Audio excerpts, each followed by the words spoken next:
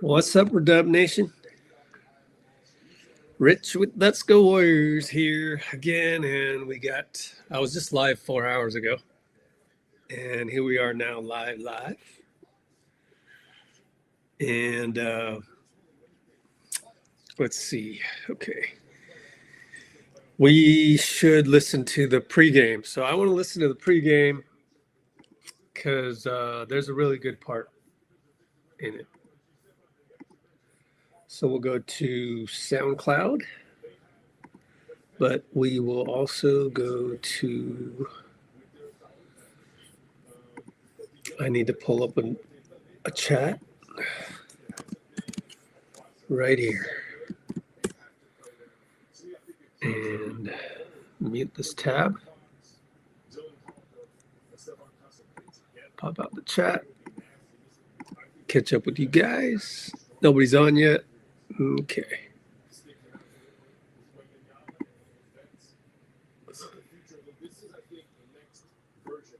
Chris Mullins is back in the studio, recovered from his Achilles injury, so that's good for him.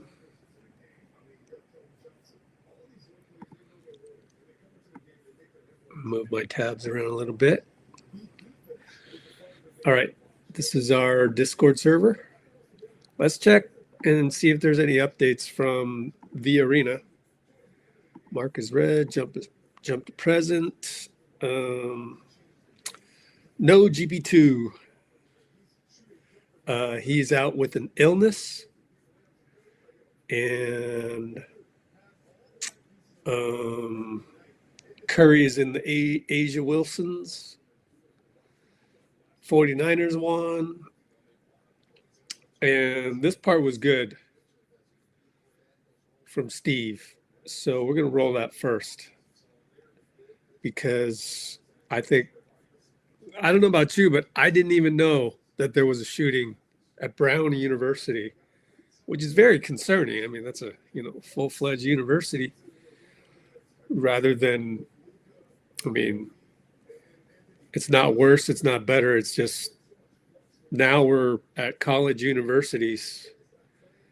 It's not high school. It's not a middle school. It's not an elementary school, which is scary in and of itself. Ooh, yeah. Brandon Roy, sick. But we're going to listen to that because I think it's important. I was listening to it in the car just now, coming back from my trip to Press Juicery before every game. And yeah, we need to play this because it's important. So I'm gonna try and sync up with my phone with the window here. I did switch to Google Chrome, and then I switched back to Firefox because just various things, complications, and so let's see if we can get lucky and sync these two together. Ready?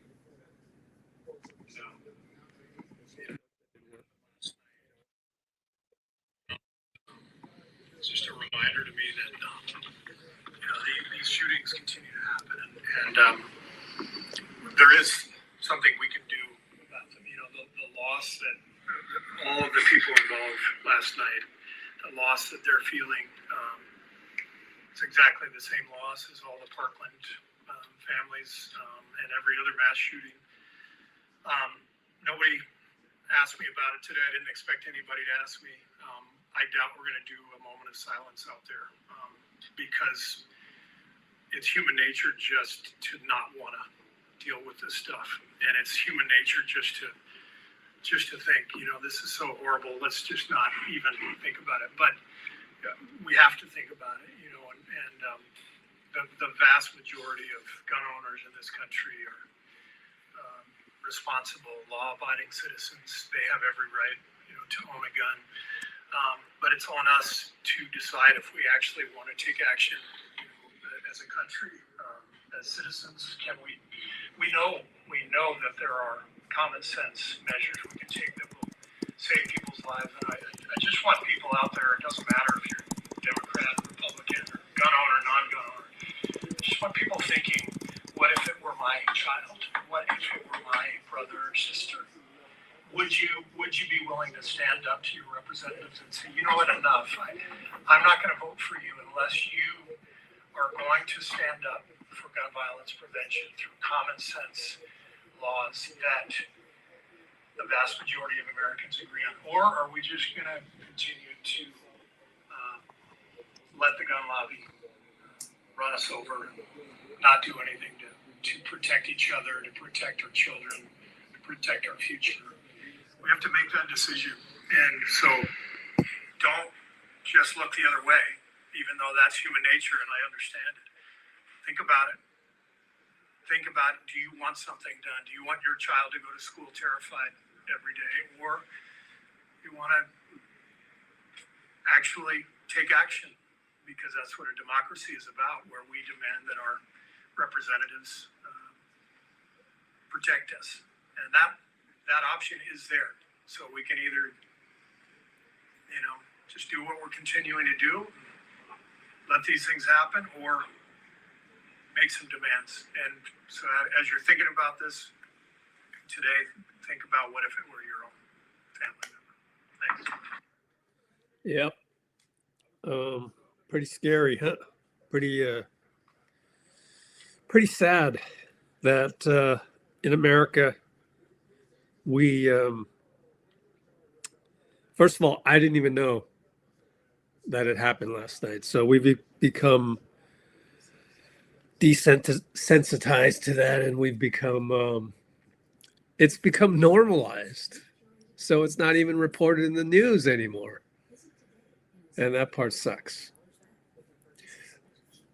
Now, the rest of the pregame is also, we're going to play that, and then I will rest my vocal cords,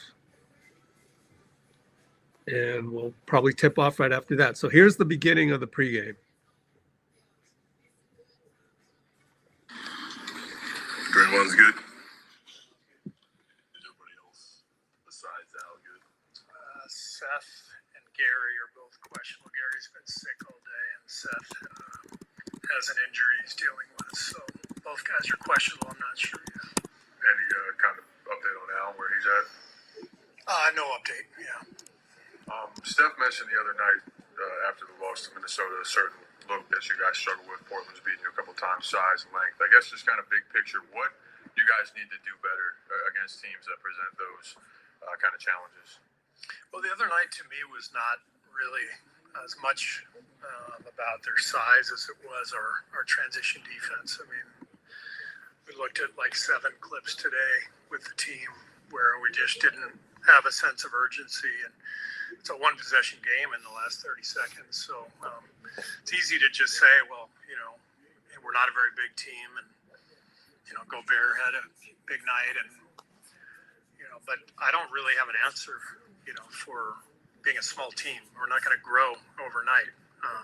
So I can make an appeal to the team that we've got to have a sense of urgency and transition, and the things that we are keying in on, defensively, taking care of the ball so that we aren't in transition defensively, giving up layups,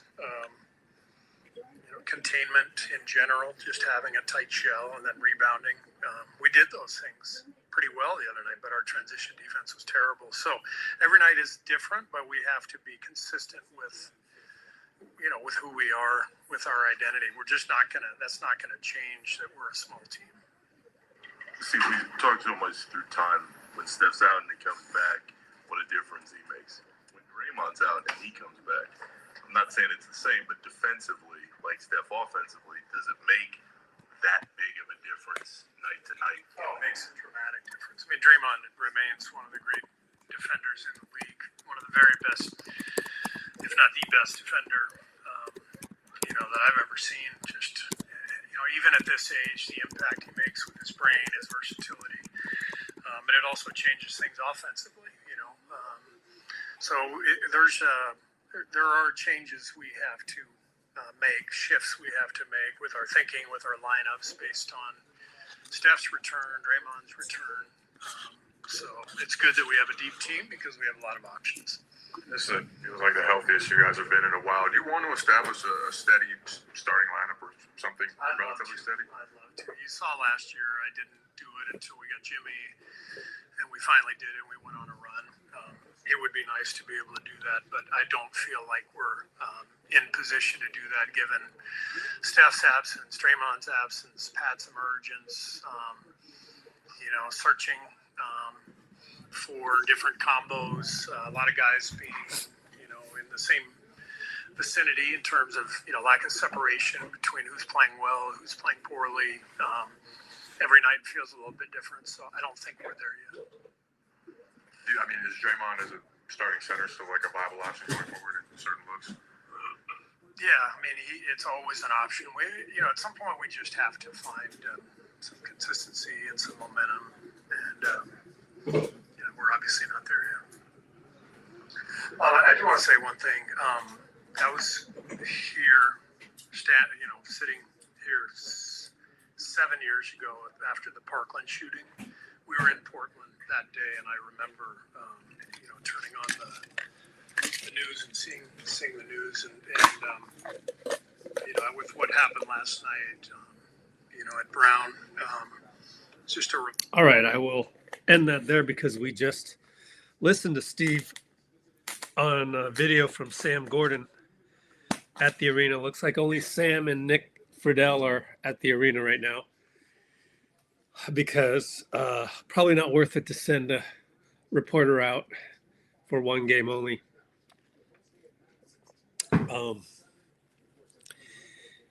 But yeah, isn't it crazy? Steve was in Portland 7 years ago to talk about the shooting at Parkland. That's crazy. 7 years. So we've had 7 more years of mass shootings, and man, that part sucks. So I encourage you guys to, when presented with the opportunity, do what you can to try and stop that nonsense. Because Steve's out there educating the world that there are ways to do this that are nonpartisan, and there's an ability to just to figure it out that it's the gun lobbyists that don't want to change anything, and hopefully this changes before enough of actual politicians have children that are victims of this. So anyways, moving on, RIP to the Chiefs. Sorry to hear that, Bruce. Man, it sucks. Football is a brutal sport, is it not? So sucks to hear news of someone going down with any season-ending injury, let alone the nastiness of ACL. Looks like Micah Parsons also, but they haven't confirmed that one yet. But a lot of gruesome injuries out there. A lot of, I guess, the play wasn't gruesome. It's just the fact that it ended up being a torn ligament. That part is gruesome to hear. So yeah, any favorite in the NFL right now is this close to not that the Chiefs are a favorite, but isn't it funny though? Isn't it weird how all the injuries, or most of them, it seem like they occur when things seem to be going south anyways. So I guess if Mahomes had to go down, have him go down in a season where you guys are struggling, and it's like, isn't it 5 out of the last 6 Super Bowls or something like that? And, just like the Warriors, when Clay went down, when KD went down, It just feels like takes its toll. But yeah, Chris Mullin back in the newsroom over there at NBC and waiting around for the game to start.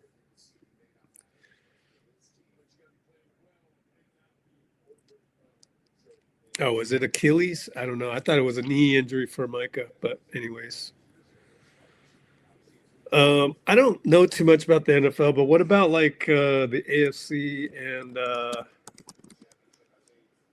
go to the Super Bowl? What about the Eagles? Are they any good? Aren't they the ones to beat and the defending champs? Am I lagging? Oh. Whoa. Let me see. I think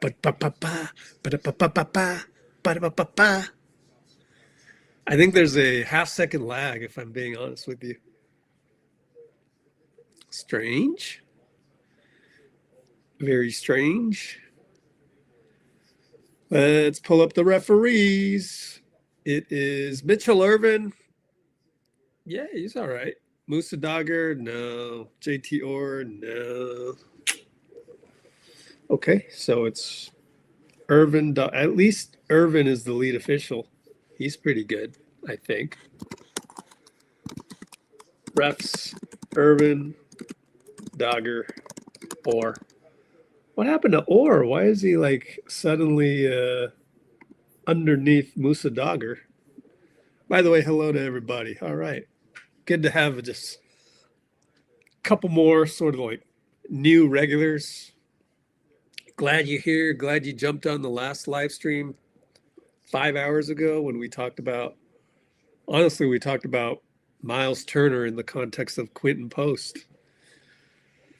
So good to have you guys. Tim, Kimbo, Ace, Bruce. Anybody else?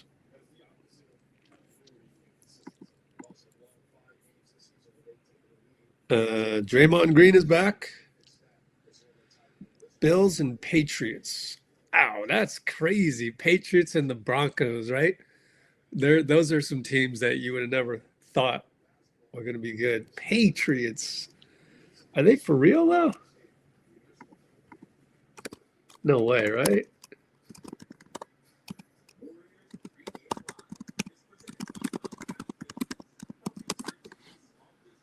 No way, right? Can't be. Yeah, I think the Niners can take down any non-incumbent, meaning the Seahawks. I see the Rams as an incumbent. That would be a shootout, and the Rams have better defense. So there would need to be like, they would have to have some kind of injury for the Niners to be on paper as good as the Rams, I think. The Seahawks, they're kind of new. A new, like, awesome team or really good team. I don't want to say elite, but like, so anybody know about the Eagles? That one hasn't been answered yet. And then the Bills, of course, they've always been awesome. How are the Ravens doing? Are they back to suckage or I don't know. Let me check the standings. NFL standings.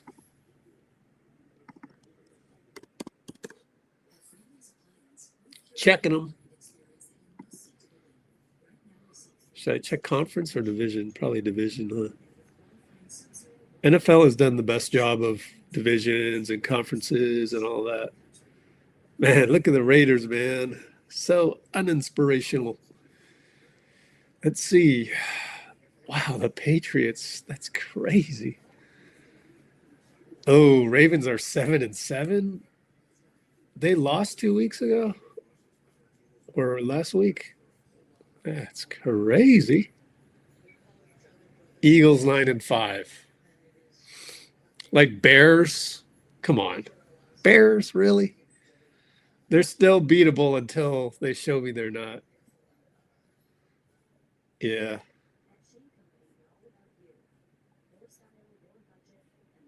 It's shocking to see the Chiefs with a losing record.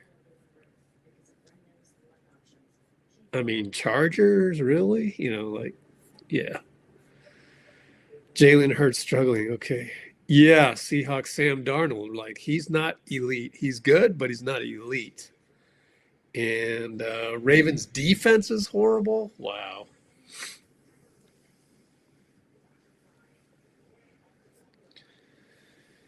Okay, well, we'll go live on TikTok at some point. I guess they're a little delayed in Portland. I will try to, if I can find my phone. I forgot to tweet out our link because I always forget.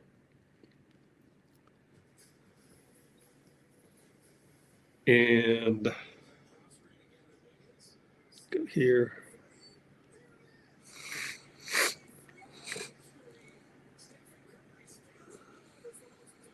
Now live.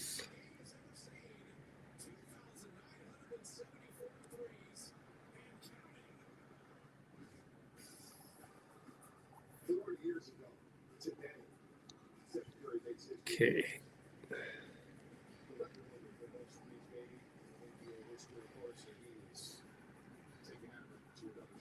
So we got some time as they are delayed at MOUSA Center.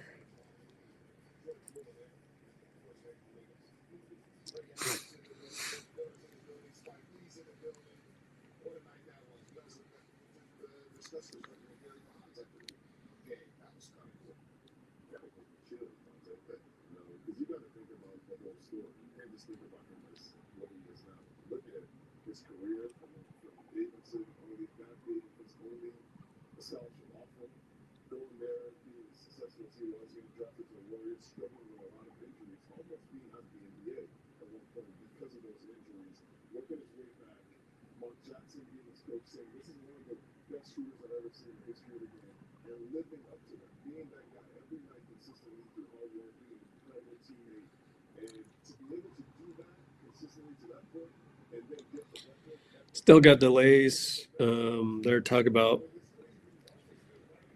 Steph, all-time three-point leader, happened in Portland several years ago, I want to say. Wasn't paying total attention. And I need to charge my phone.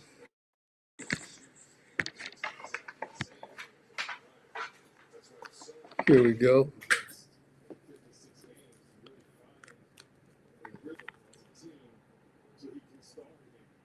I wonder what's taking so long at MOUSA Center. Tip-off was 5:30, and it's 5:50.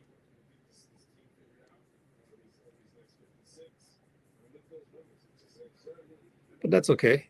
It gets me a chance to post on frickin' Facebook.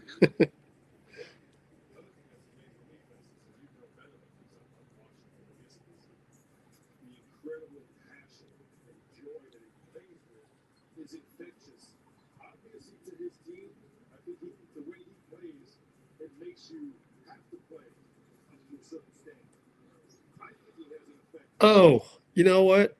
You know what I forgot to mention? I feel like I almost feel like this is a must-win game.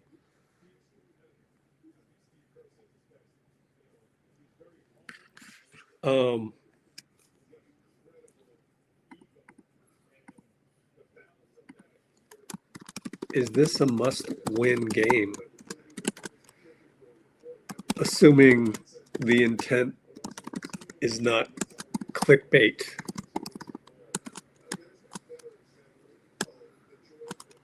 The intent is identity.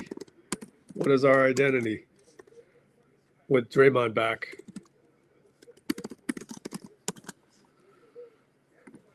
I don't know, maybe abstain, etc. I almost think it's a must win. I wouldn't clickbait it as that, but it's like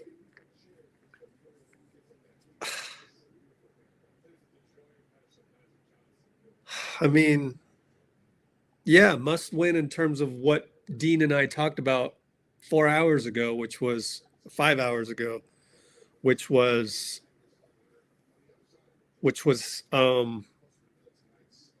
hey guys, we're definitely going to need to change this roster if this is our identity. So it's like a must win to prove to me that you have an identity that's not a 500 team identity. Whether that's really, it's just watching everything unfold with a Draymond.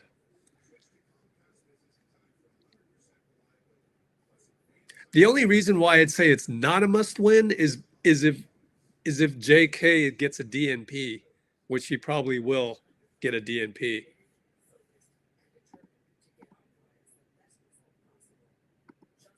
Right?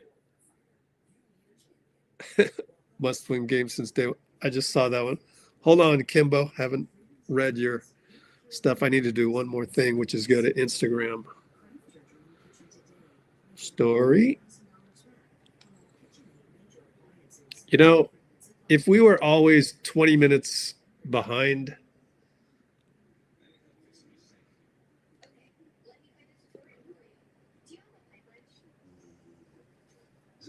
if we were always 20 minutes behind, I wouldn't actually mind it.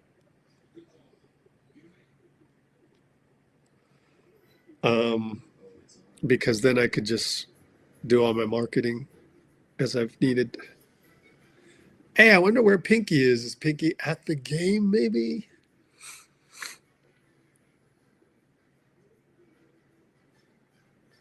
Warriors, Blazers, watch party, live stream.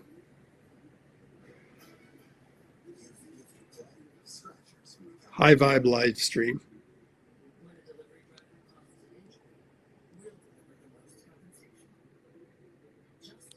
Boom.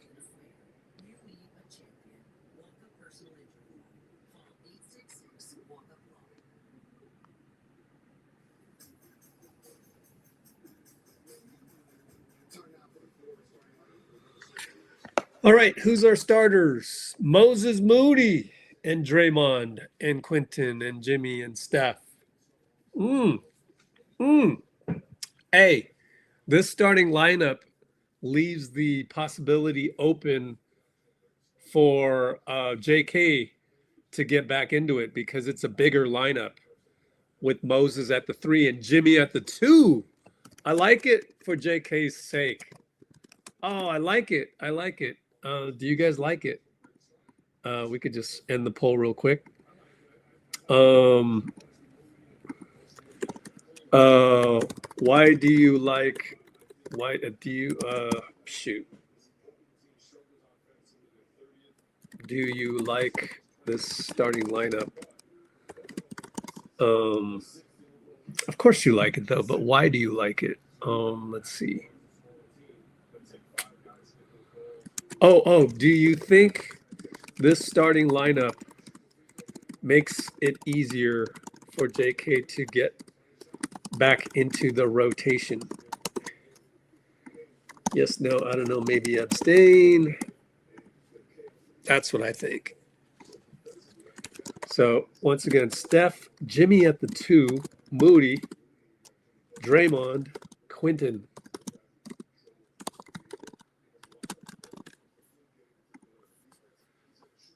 No? Oh, you think it's done? Wow. Who was that? Bruce, was that you? Will play. I know. I like Jimmy at the 2 myself. Uh-oh. Did someone say, someone mentioned Steve? Oh, yeah. Bruce, of course, has thrown down the gauntlet on the JK never playing. Thank you, Tim. I did see the link. I just haven't had time to look at it. I will when I'm lying down and ready to sleep. You know, it's YouTube for me is one of those things that you do towards the there went my phone, towards the end of the night. And no, because I have to sit down in front of a laptop and literally sit down, and when I do my video editing, I can't do that while I'm lying down, unfortunately. I like to push things to the lying down phase as much as I can. Is the game on another channel? No, I double checked it. I'm worried I missed tip off. Let's refresh this. If there's a box score, yeah, it hasn't started. Are they doing a moment of silence? They should. Oh, Bruce voted no. Gotcha. I see. It all makes sense. Man, should we bet? Let's make a bet. Should we bet Bruce? Oh. Only 3 votes though. Someone else voted no. Oh, wow. Okay. I guess you guys, man, if I win the bet, that really isn't a bet because I haven't declared it. But if JK does get back in the rotation, if let's say Moody doesn't play well or something, again, it's very unlikely to have 3 non-3-point shooters on the floor. But if I win this bet, what will you give me, man? What will you give me? We are taking forever to start this game. Forever to start this game. Let's check Discord. Jump to present. Maybe someone at the arena. Let me text Nick Friedel, dude. I'm gonna text Nick Friedel.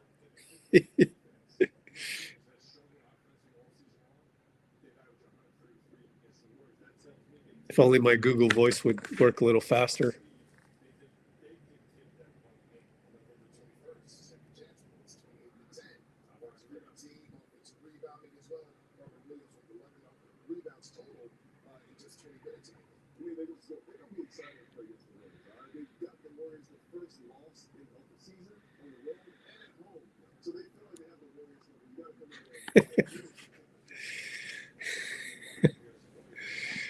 Yeah, NBC Sports Bar. Let's call NBC Sports Bar. They've called them that too, right here. Look at this. See this? My cursor showing.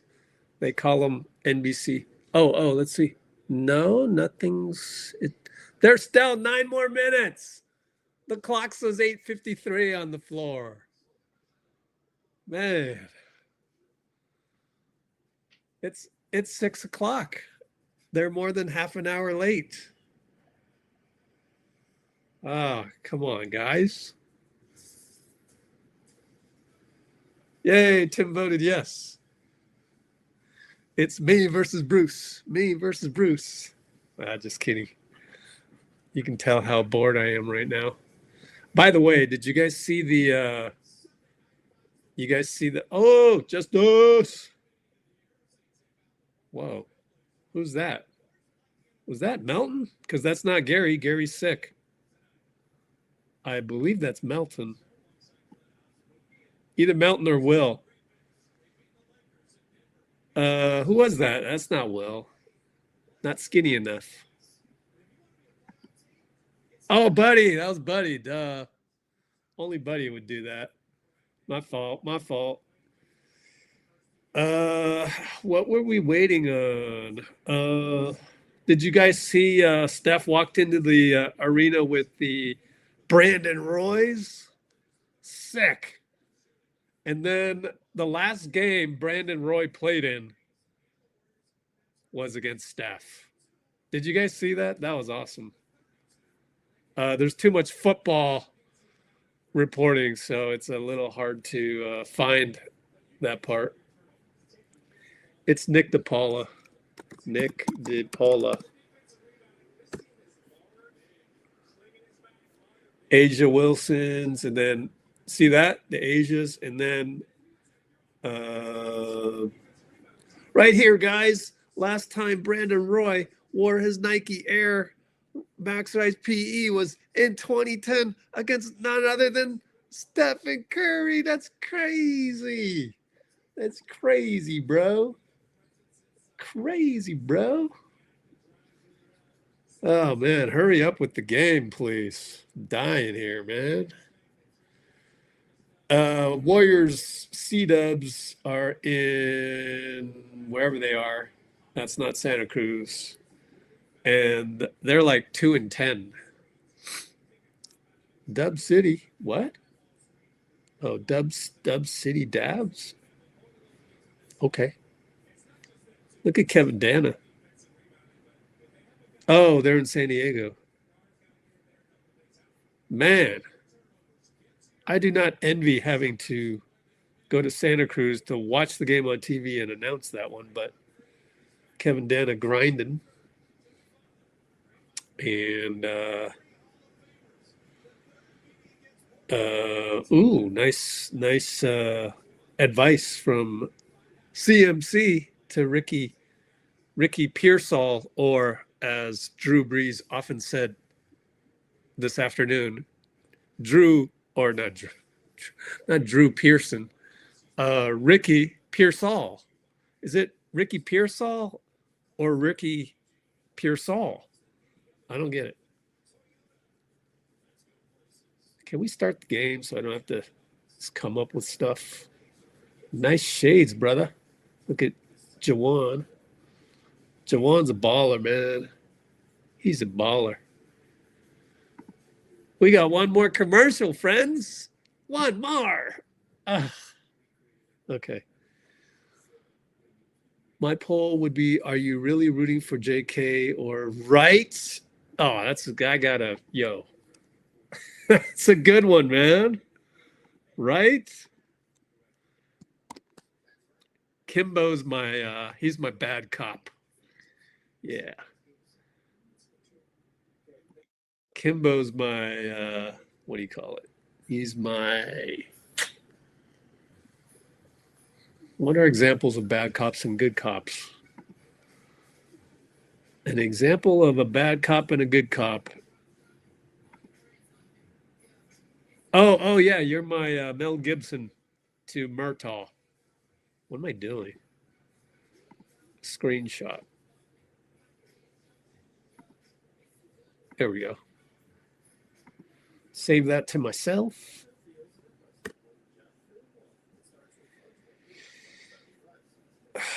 Where was I? Oh, go back to Discord.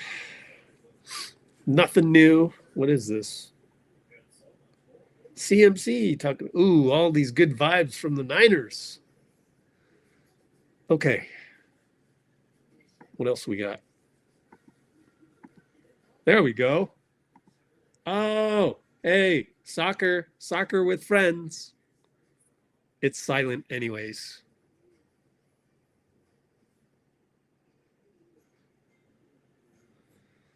Yay. Guess it might be dangerous to actually bump into each other in midair.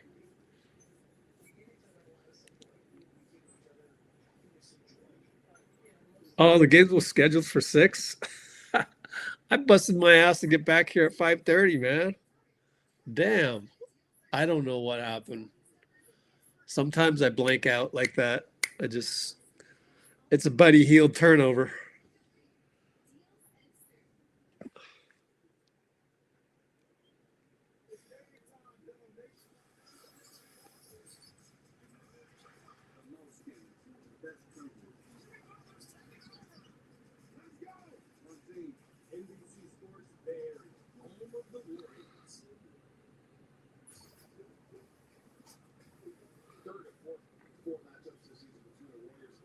Okay. Dean Chambers texted me earlier.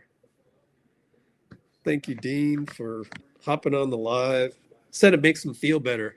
It's pretty cool, huh? Oh, boy. Hey, now I got to translate from Spanish? Sheesh. We already did that with Chinese dude millions of times. I can come back to cap sheets. Translate. I believe this is Spanish. After he plays for the Warriors. I guess JK maybe. Hey, at least I'm not late. Got here early. Shoot, man. I really thought the game was at 5:30. Why did I think that? Maybe because it's a Friday. I mean, oh, man. This play-by-play is going to be the most difficult one I've ever had to do. Maybe it's because I got my heater right here. I put the heater on 80 right next to me. So I'm actually warm and maybe I'm not paying attention. But maybe it's because it's Sunday. I thought games at home on Saturday are at 5:30, right?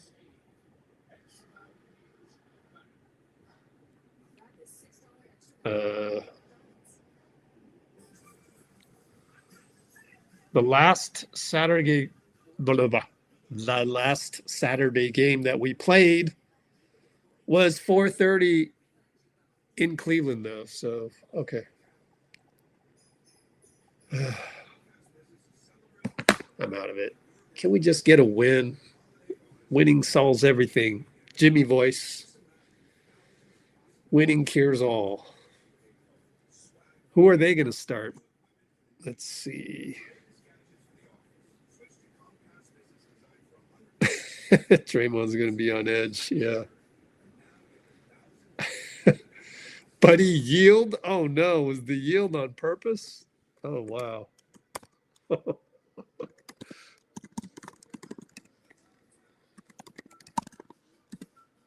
Did you do a Chavance?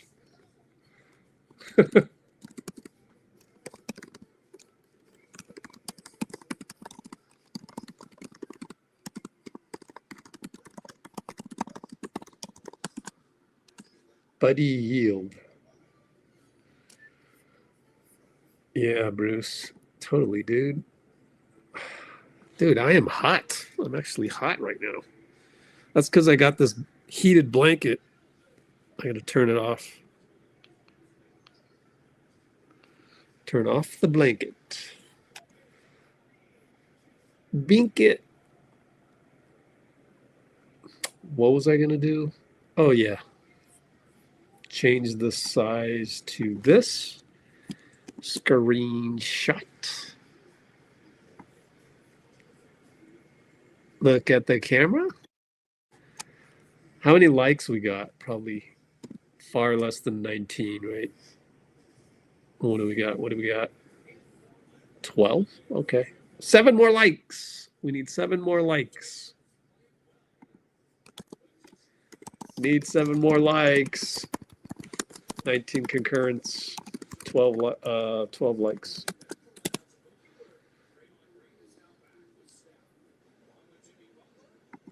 Oh, buddy yield. All right, we're going to tip off soon. Draymond with the let's go, guys. My guy, Sonny Margate, used to go, together. You know what the problem is? When you get in your huddle and you go together for like 300 times, it gets a little, then you start thinking together, like it's just a regular thing. Like you just don't even know the words you're saying. So I would caution anybody to keep the same cheer for too long because of needing a new voice. And that is the case with head coaches as well, right? I don't know, man. I think it, like, really, I don't know, man. What would you say? I think if we don't get a top 6 seed, and we'll probably have a new roster by the trade deadline. If we don't have a top 6 seed, I'm just thinking that might be it for Steve. But he might just retire before mutually part ways. Portland wins the tip. Was that Clingan? Oh, Klingan's healthy? Klingan's healthy. Dude, 45-minute mark, man. Klingan wins tip. Deni, kick spray. How do we always get Jeremy Grant for 3? You mean I got to clip the first freaking play? Come on. I'm tired of that.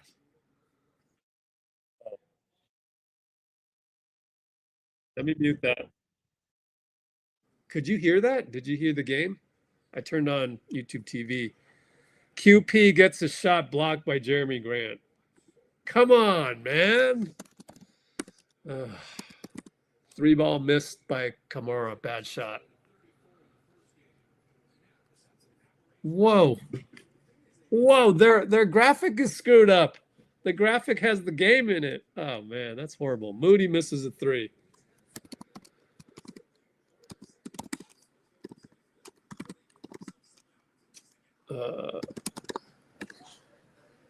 I got to go. Oh, QP blocked it. Jeremy Grant drive. This blanket is too hot. Draymond throws the ball to the other team. Actually, he never caught the ball. And it goes all the way. Oh, man. Golly. This is off to a wonderful start. What is he arguing with? He's talking about Dagher. All right, fine. Let me check and see if I can absolve you of the crime, Draymond. Nope, I don't know what he's mad about. Come on. Don't screw up like that and be mad at the ref. At least be mad at the ref when the ref does something wrong, brother. Come on, bro. I still got to go back to QuickTime, and where's QuickTime? We got to clip that first play, man. What's up with that? I got all kinds of bogeys on my screen right here. This is going to take forever. Hand off to Steph. 3-ball. Got it via Draymond, finally.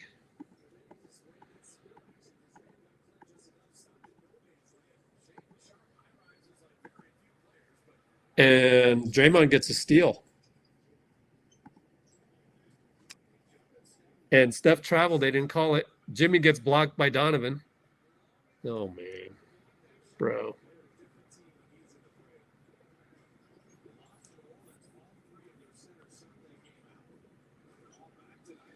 Clingan fouled by QP inside.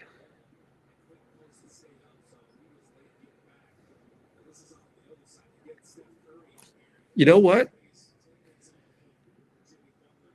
The first play I could not record because it keeps skipping.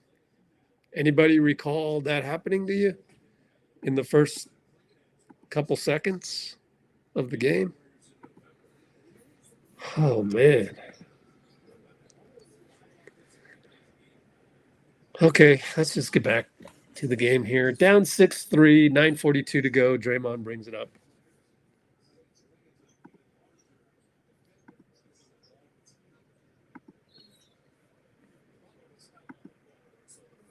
I think there's something wrong with my internet. If I was glitchy before. So there's another foul on Portland. So it was Steph nearly threw the ball away, but Jeremy grabbed his arm, luckily. Draymond will shoot a 3. Got it. Line drive. Let's switch it to the box score now that some action has happened. And it's 6 apiece. And Jimmy gets a steal. So good defense so far. Bad pass by Portland. Moses is wide open in the corner. Missed it.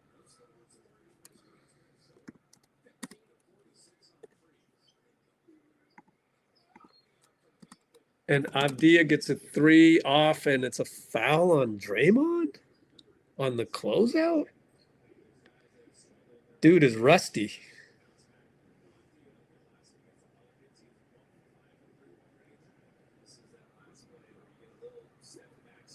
Come on, you can't foul a guy on that. Golly. 3 shots coming up. What are we doing? Rusty foul on Deni, early 3 corner. 6-9. Well, 6-8 right now. One more free throw makes it 9. Makes it 9. And then suddenly my room is getting super cold.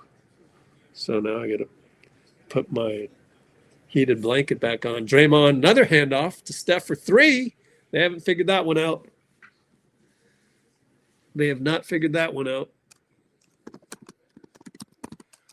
Another handoff in kind of like middle split action. Fadeaway Sharpe, no good. Rebound Donovan.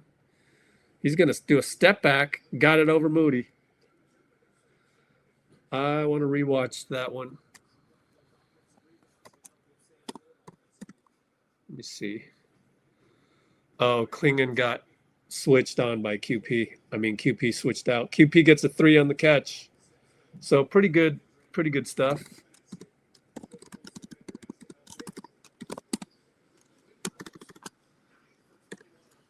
And Draymond steals it and then throws it right back. Man. 3-ball Camara. Come on, Dray.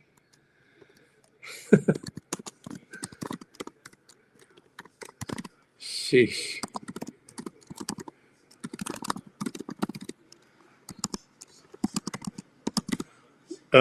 Jimmy got the ball down low and got fouled, so he'll go to the line. 12-15. Let's look at Draymond's very filled stat sheet. 3 assists, 2 turnovers, 2 fouls. Bro has played 4 minutes and he's racked up all of that stuff. At least it's better than getting a trillion, I guess. Whoops, this is upside down. I can never figure out which way's top. This one.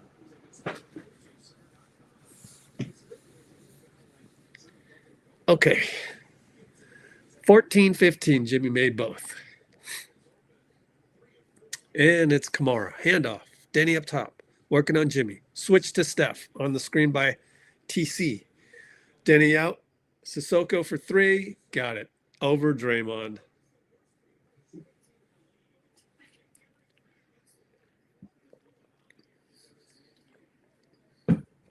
Fitz is complaining that Portland's making everything. Draymond short on the 3. Oh, comes back down to earth. Deni with the new stutter step. Okay, Deni. Find Sharpe. How do we get switched, Deni and QP? They were switched. Let me see. Draymond misses a 3.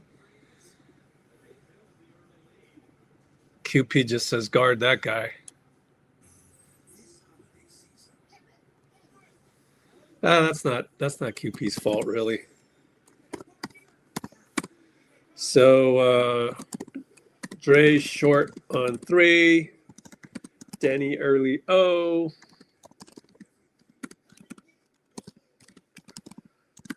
Sharpe nailed jumper. Timeout. And it is. Let's move. Can I move this over? That'd be cool if I could move this over. Nope, not too far. 7 minutes to go. 20-14.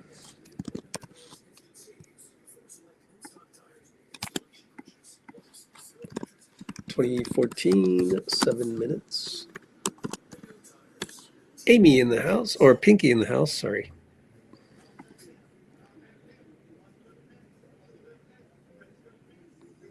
Why is it my comments are going double to the... Oh, thanks, Kimbo. That lets me know, yeah, the window volume thing isn't working. Strange, really strange. It's like the computer purposely mutes it, which is funny. What else we got?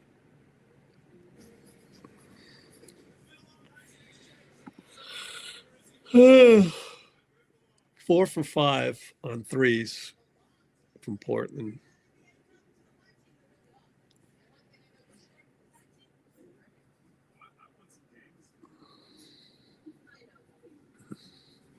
Oh, Sharpe.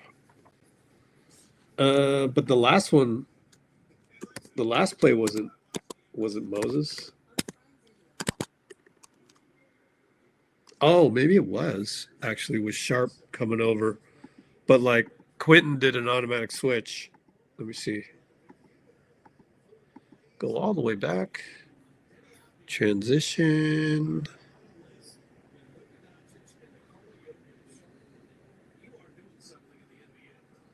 Nope. If anything, that was Steph.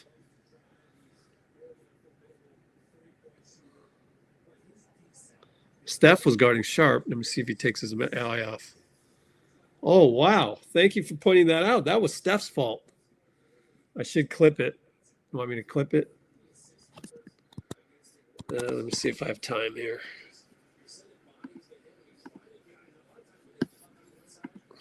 Clip that for you. All right. Draymond to Moody in the corner. Back out to Dray. Over to Melton, who can't catch the ball. And he now catches it. Now he goes. Pick and roll Draymond. Step through. Missed it. Draymond gets fouled on the rebound.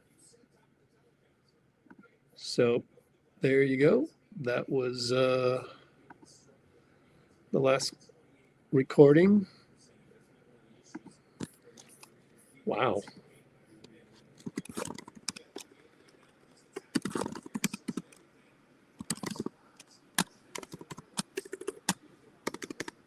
Wow. Draymond's going to get shooting fouls. We lucked out.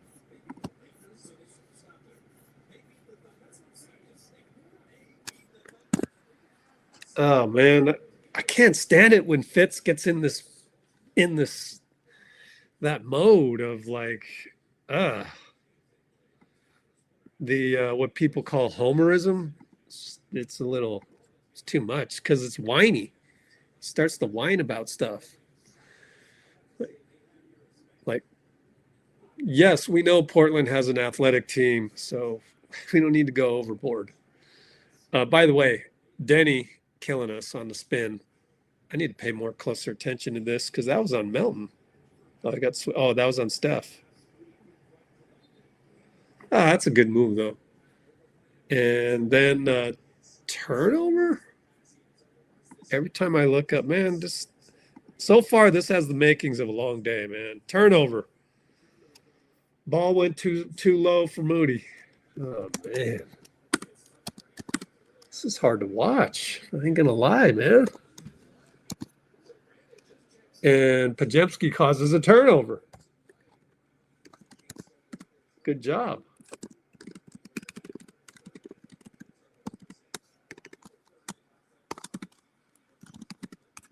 Moody down the lane. Oh, he scored against the clingan.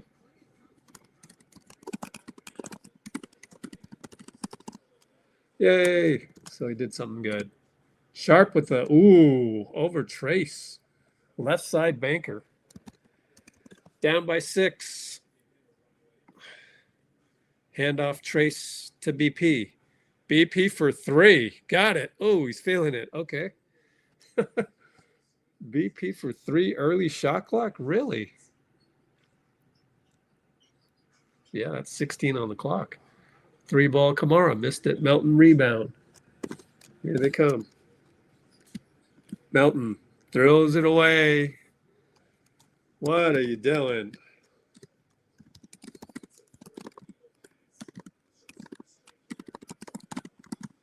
So I guess Trayce is going to play tonight. So definitely no JK if Trayce is playing. Clingan left side late. And Steph, Deni was going to do a turnaround jumper. Steph knocked it away.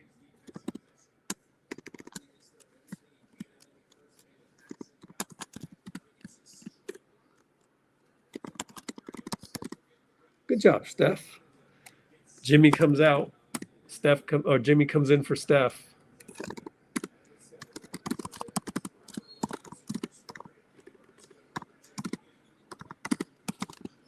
And the inbound goes to Chris Murray. Doesn't hit the rim on the lay-in. Hit the backboard and didn't hit rim. So that's a turnover. Team turnover because of the shot clock violation. Looking for some stringing together some good plays, guys. Melton brings it up over to BP, right side. Jimmy's going to set a pick. Got the switch over to Moody. Post up Jimmy in the corner. He faces up. He goes. He kicks it. Moody does not fire. Finds Podz. 3 seconds. Got it. Baseline jumper. Ha-ha. Podz haters. What are you going to say now? Can't say nothing now. And Melton gets a steal. Finds Mo. 3-ball, no good. Deni one-handed rebound. Oh, well. Need to string together some stuff. They work it around. Chris Murray finds Cissoko as we're on our heels once again in transition.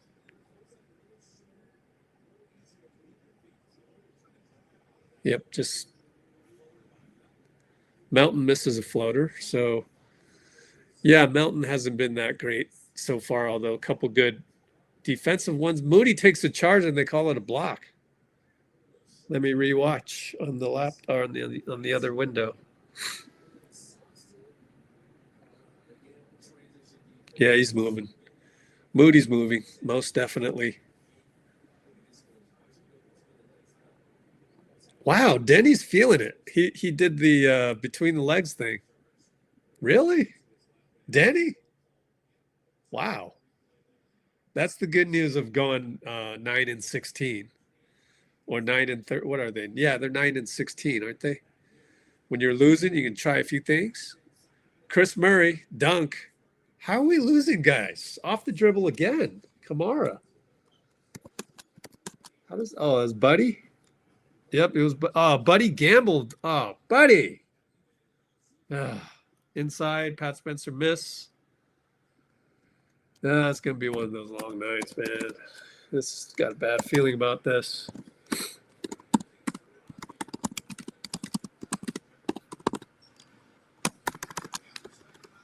Three ball, Deni, again.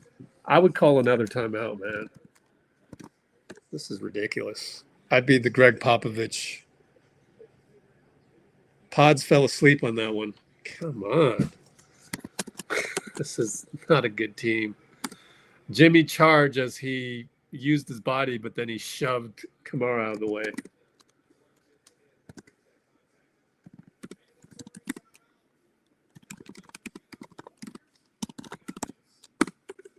I think the Blazers get up for the Warriors. Pretty obvious. Come on, Fitz. Right now, Fitz should be condemning the Warriors, not giving them excuses. What are you doing? Let's clip the ugly defense by Podz, who once again did not trust somebody on the weak side. I'm getting tired of these after many games of watching Podz gamble on the wrong thing. Oops. Well, that was a mindless turnover by Jimmy. That made no sense.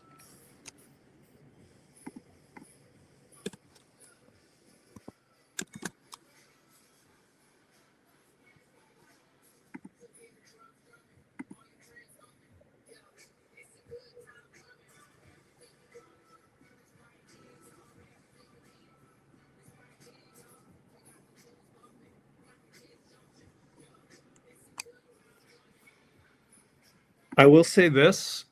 It would have been somewhat of an elite switch between Jimmy and Podz, but it didn't happen. And we're nowhere near elite.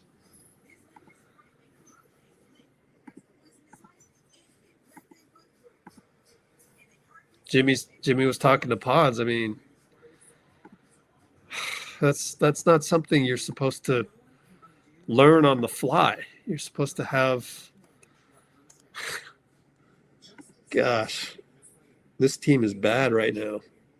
There's no defensive consistency. I will blame the fact that Draymond has been out for a while, but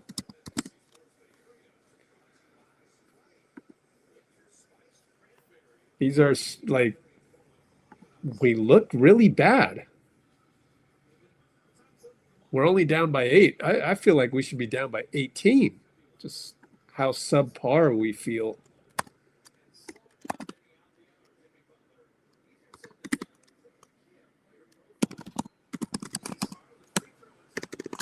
But what are we doing? Like, okay, we don't switch correctly. You're lunging at an inbound. Like, you don't have a 7-foot wingspan. No lunging, buddy. God, just what are we doing out there? We're in zone.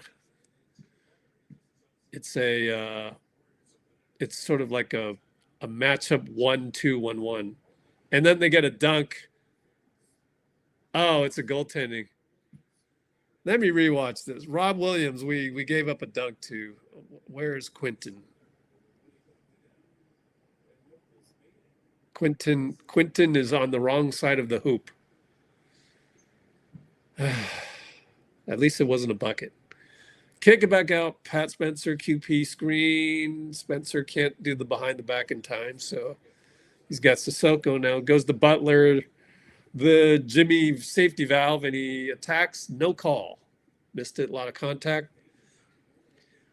And it's Chris Murray out to Jeremy over Buddy in the zone. No good. Podz is too small. And 3 ball is good. Who is that? Caleb Love. Yep, he burned us last game. 3 ball Pat. In and out.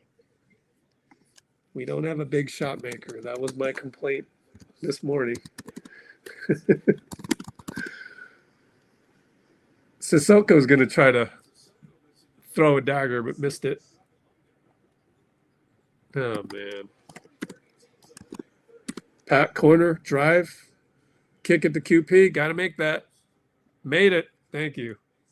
Next step, make it with under a minute left to decide a game. They throw the ball to Podz. Podz finds Buddy. So open. Got it. There you go. Yay. We have some life. 6 straight points. Now it's respectable. Down by 5. That's a modern NBA for you. It's kind of crazy.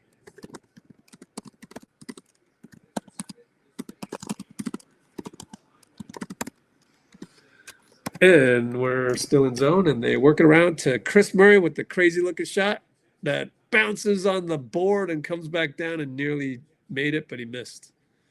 QP roll. Podz changes direction, draws a lot of contact, no call. He's going to complain with the ref. Good job by either Buddy or QP. I think it was QP to knock the ball, and then we get possession. Yeah, it was QP. Good job, QP. I don't like it when Podz goes and asks for calls.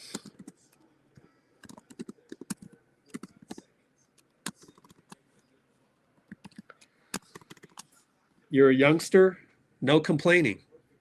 You don't get those calls, brother. One of my pet peeves, man. Wow, Steph really went with the Nikes. Wow. Okay. QP over to BP. What we got on the clock? 15, game clock, no shot clock. Podz looking for Steph. Fakes it, drives. Nice kick. QP. Nope. And Jimmy steals it from Robert Williams. Way to go, Jimmy. And Buddy gets the lay-in, by the way. So we were able to get a last-second steal.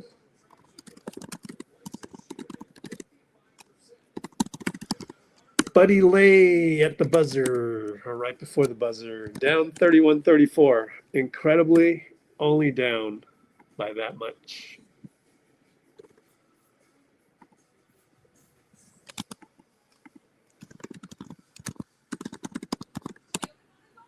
We gotta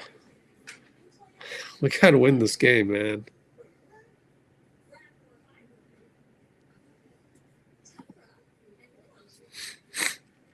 Brucemaro with the very biased. Where's Will Richard, man? Well, he's not in the first rotation, so went with Moody. That's what happened. The 2 spot is hard to crack because there's only 1 2 spot.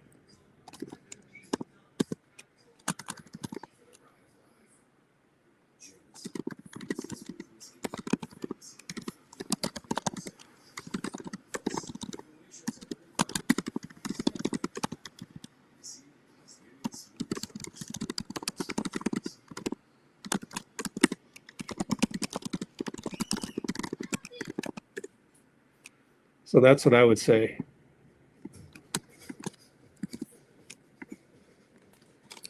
Is Will Richard has to, he's a 2 guard, so he's got to play behind Buddy for the moment.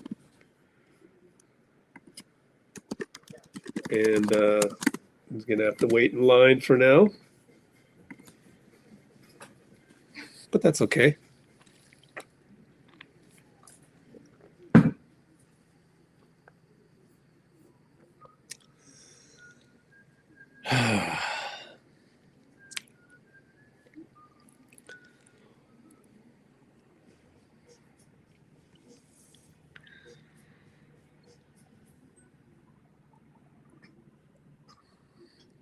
Yeah, at this point it would have to take Moses playing bad, and for Will Richard too, but for JK, Moses would have to play bad, and he's usually pretty steady, so.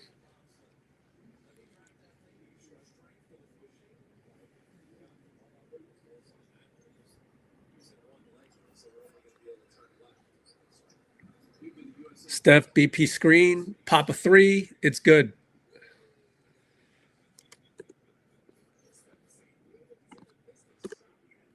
By the way, the other thing about BP is he has, you know, a history with playing pretty well for 2 years. So it's kind of hard to go away from that. 3 ball, Caleb Love. Right when I said that, Podz is late on the Caleb Love closeout. Let me rewatch it. Didn't get to the elbow. Yep, Podz gambled again. Bad gamble once again. Looking on the replay. Jeez, man. This guy kills us sometimes. Draymond attacks. And he scores over Clingan, believe it or not. No more mistakes, Podz, huh?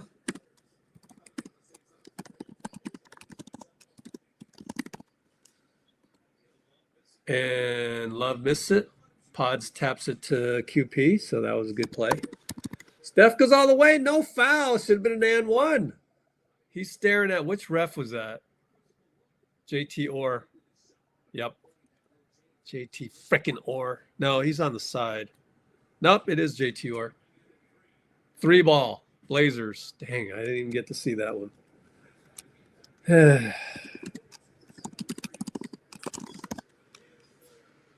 Oh, pick and roll. I see. Shade on Sharpe. Well, you got to kind of give that one up. Draymond, push shot from the nail. Okay, Dray, playing much better now. And left side, bye-bye. Shade on Sharpe, and 1. Golly. Oh, man. Bye-bye, Podz.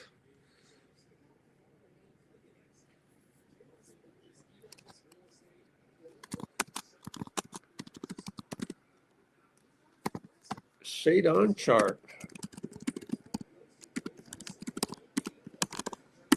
Pick and roll with Clingan, I believe that was. How's that an and 1? Dang. Barely touched him. How's that an and one and we don't get the and one the other way? 40-43 as he hits the free throw.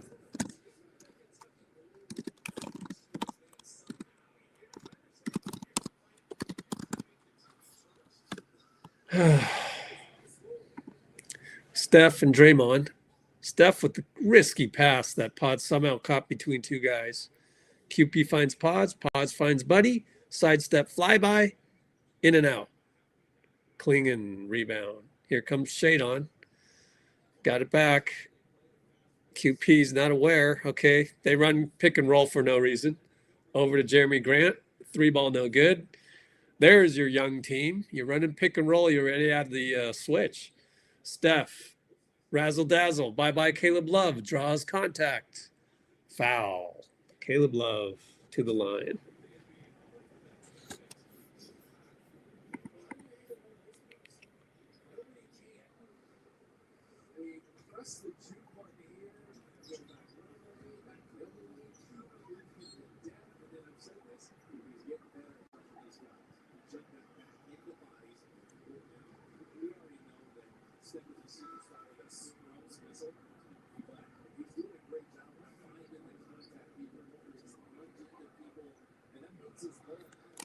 Guy Santos, which then pretty much seals the nail in JK's coffin tonight. Guy Santos with 9:24 to go.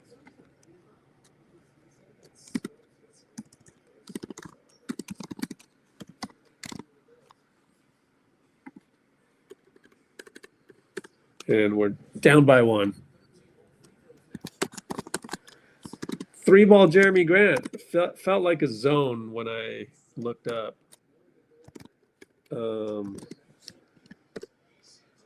Yep, Podz is definitely playing zone. So we just left him open and he hit it. Steph, left side from Draymond. Screen Draymond. Roll Draymond. Steph throws the ball to the other team. Timeout. Jeremy Grant scores. No timeout. Steve's not going to call timeout. All right, well, if there's another turnover after this, then you got to call it. Draymond gets fouled on the drive. Nope, Steve calls timeout after that. I guess that's a good way of not disrespecting Steph after the throwing the ball to the other team.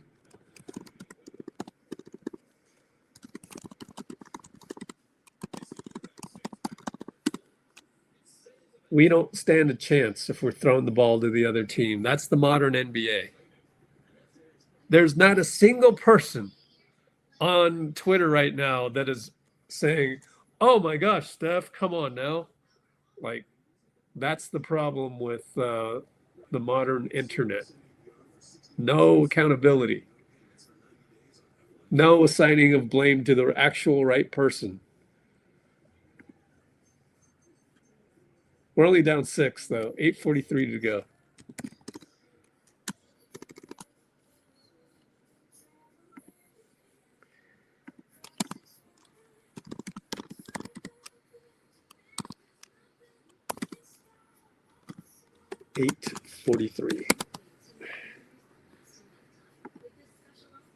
How many turnovers have we got? 6 already. That projects out to what, 8:43? Wow. We're not even halfway in the second quarter. So that's at least that's what, 6. So that's approximately 4 every quarter, plus a little bit. It's at least 16 turnovers.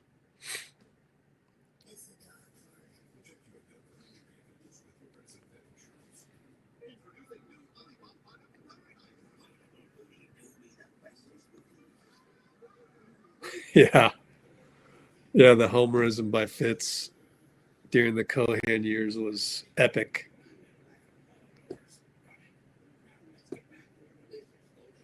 Oh, boy. It's incredible we're only down 6.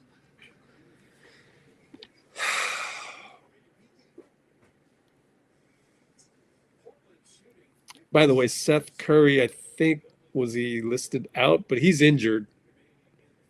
Glute. So no Seth Curry.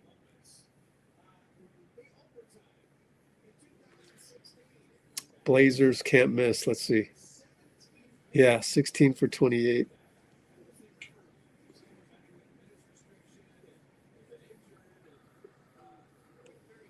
Yeah, Jim Barnett would hold the Warriors accountable, that's for sure. That's one great thing about Jim Barnett.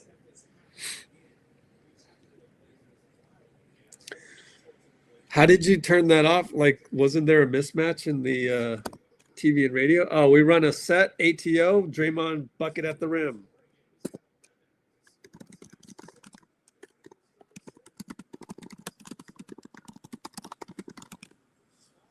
Oh, you didn't care. Okay, Caleb Love, screen, Tumani, Melt. But it's Jeremy on Draymond and missed it. And Buddy, dribble turnover. Ah. What are you doing? 3-ball Tumani as Podz went, or Gee went the wrong way. But luckily, nothing happened. They missed a 3. And over to Gee under the hoop and gets fouled.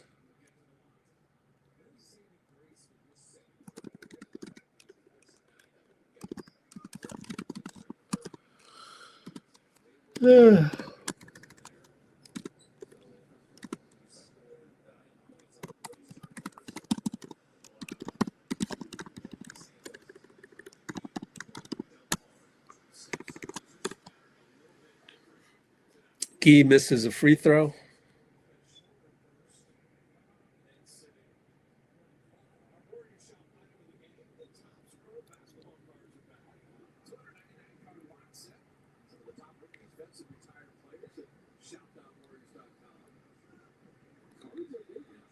Well, now that it's clear that JK will get another DMP, the voting has swayed way more towards Bruce's prediction. Sharpe and Melton, we're down by 3. Trayce with good help on Sharpe. Podz, of course, gambles. And Caleb Love misses a dunk. Crazy to try and dunk that. He should have just went for a layup. Oh, boy. The Podz gambles are this close to catastrophic. Melton for 3. Missed it. Didn't really get anything there. Steph's on the bench, by the way. Left side, Camara. Podz stays in front. Amazing. Now it's a switch. Can he stay in front of this? Nope. Deni all the way to the rim. Trayce blocks it. And Melton gets fouled on the outlet.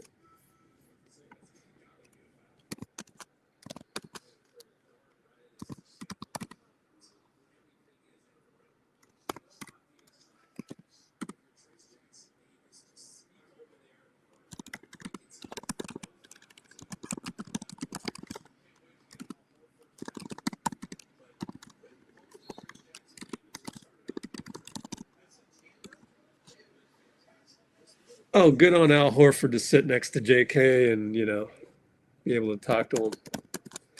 Appreciate that, Al. Gee, fake a 3, drive. Ooh. Oh, spins back, finds Podz. I thought he was going to shoot it. Podz for 2, no good. Late shot clock. And we got 6:30 to go. We're down 3. Deni and Melt. And Melt gets around the screen. That's how you do it. And good job by Podz to close out on Tumani. Good defense. Reverse pass. Oh, Rob Williams. Baseline jumper. That's what we want. We got 6:06 to go, down 5.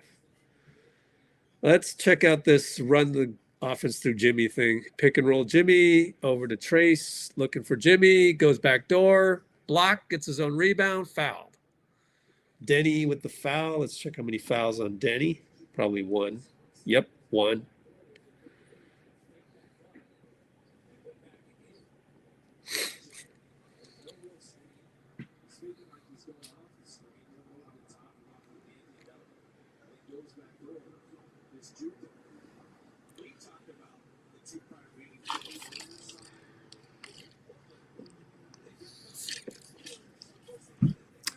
TJD not playing good defense? Incorrect. I must delete that. What the heck?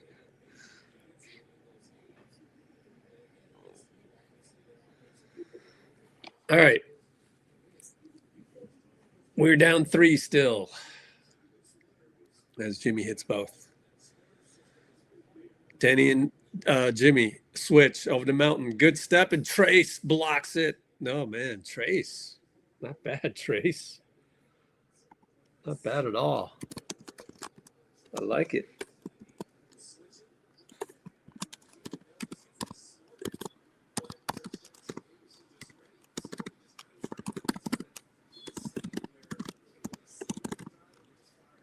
Baseline inbound. Deni gets past Jimmy. And 1. Come on. Oh, gosh. Gee foul? Yep, Gee fouled him.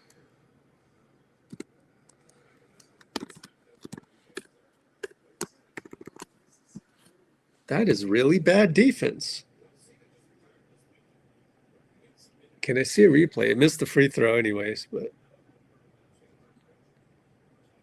I mean, I don't know if that's all Jimmy's fault. He's getting a screen on the thing, but it's bad defense, you know, team defense. Podz gets to the paint.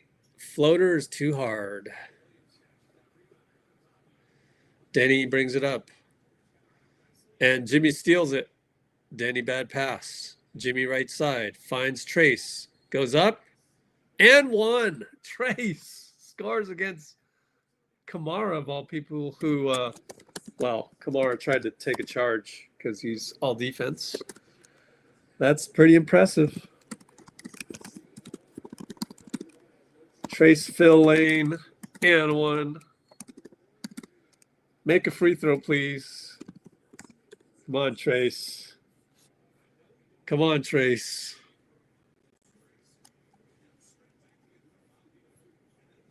Missed it. Dang it. Can't make a free throw to save his life right now. Deni and Podz. Steph is back in. And he gets switched. And Melton, Cissoko for 3. Comes back down to earth. Bricked it. Melton's holding his thumb. I hope he's all right. Jammed it maybe. Steph, pick and roll Trayce. He gets it knocked away. Oh, my.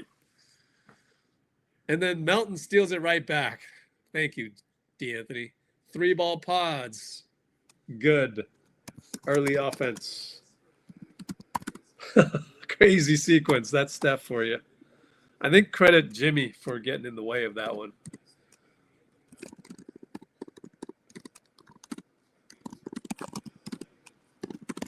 What a crazy sequence. By the way, it's tied up. Now it's Deni and Podz. Okay, Podz. Goes right baseline. Steph is there already. Deni with the bad idea. Air ball over to BP. And he doesn't even look at Steph. Melton for 3. Come on. How can you not look at Steph on a fast break, brother? This guy's a human roller coaster. Brandon Pajemski, human roller coaster.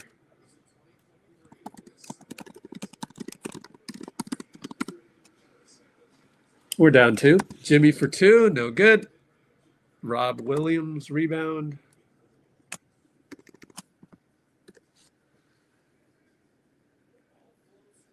And who's Podz guarding? He's in that zone, guarding nobody. I've never seen that. Deni missed it. Steph with a touchdown pass to Jimmy, and it's Camara with another foul. Let's check Kamara's fouls. 3 fouls for Camara, so good. He has to come out, one of their top point of attack defenders. So that's a hell of a catch by Jimmy. Megatron, TD pass. Steph fouled. And there's a timeout.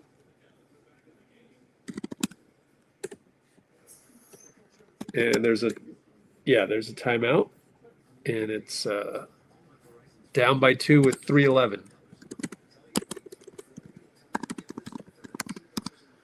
Down by 2 with 3:11.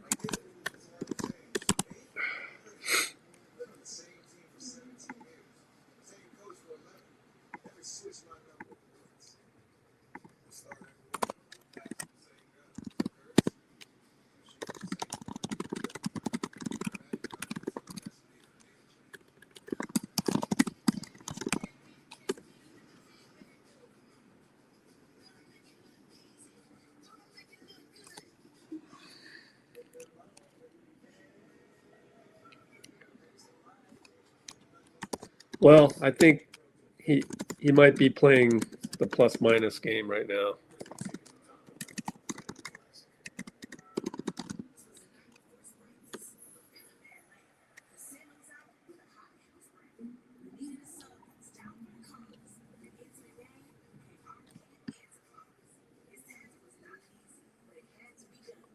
What's happening?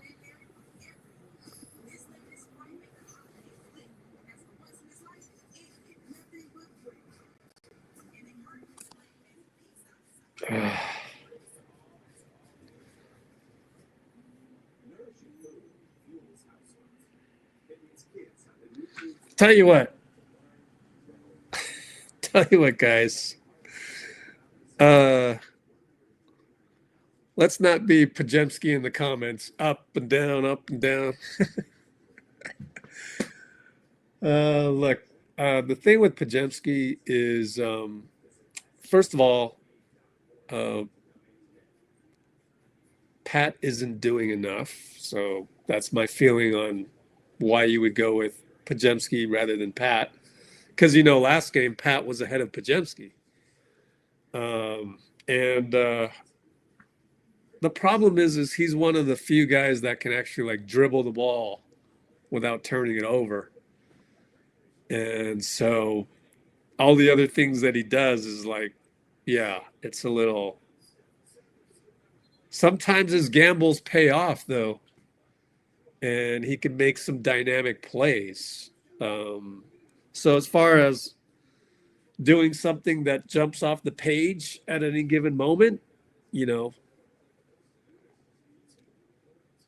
he's getting in that flow with, and maybe there's a plus minus thing where he's really effective with Steph. I don't know.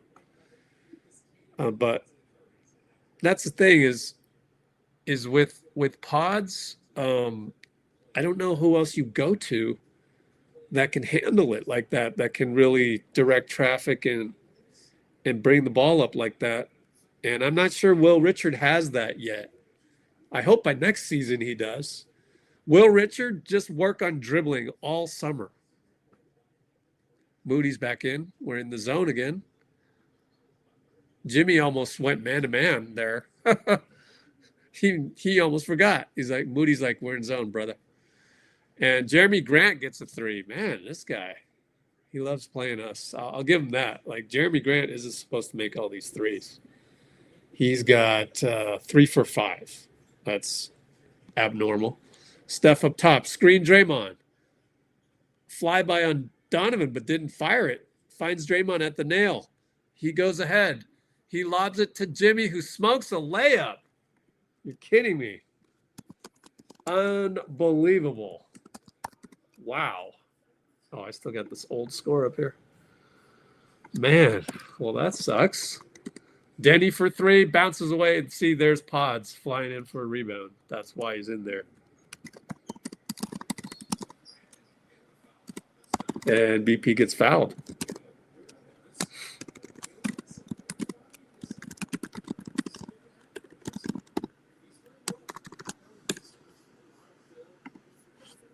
Yeah, Kalena's backing up Podz right now, too. It's just that we don't have you know what? Really, we do have a ball handler. That's Melton. Actually, Melton hasn't played that great today. Think about it. That's still a poll since we need to end the previous poll. Here's another 50-50 poll. Block or charge?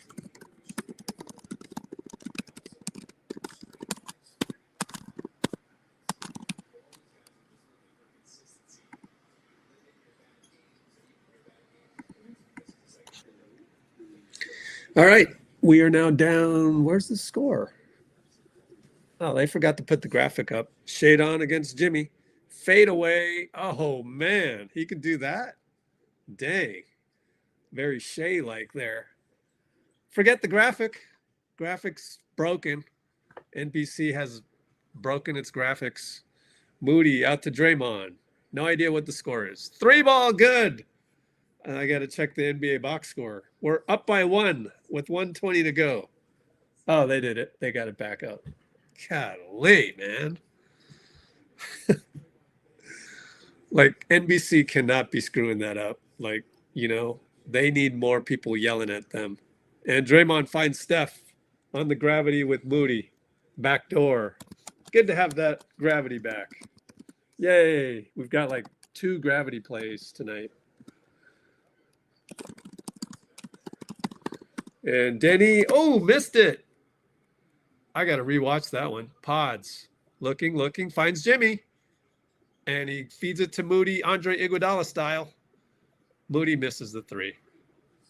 Oh, that was Draymond getting ball, I guess, against Deni last time. Jeremy Grant, fade away, good. Draymond hangs his head a bit.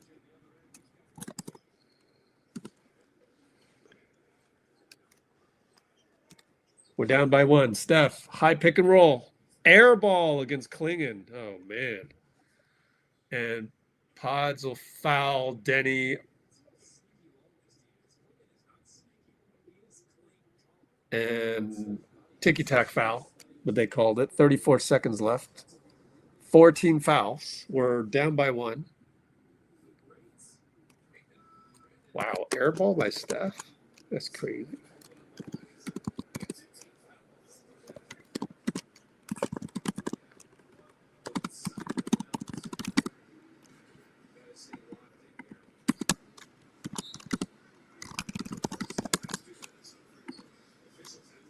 Jeremy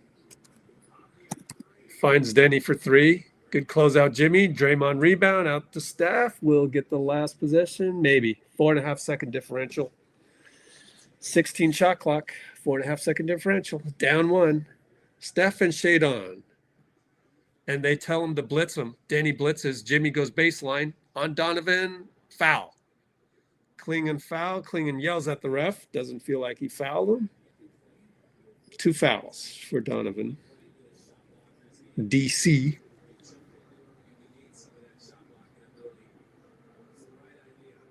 Oh, yeah. That's a foul. It's foul merchanty, but it's a foul. Very smart. I mean, if you're an aspiring basketball player, look at Jimmy, look at Shea, look at Luka. Find ways to cause contact that make it look like the other guy caused the contact. Really. Yeah, Clingan got a piece of Steph's shot. Yeah. Well, that's still Steph's fault. You got to, put a little extra arc on that. Come on now. Can't be underestimating guys. So far, amazingly, Draymond has not underestimated the Blazers, but I feel like Steph hasn't turned it on yet, and hopefully he will. And it's shade on against Draymond. Crossover. Good contest. Good to have Draymond back. Reverse layup, no good. No call either, and that's just great Draymond defense.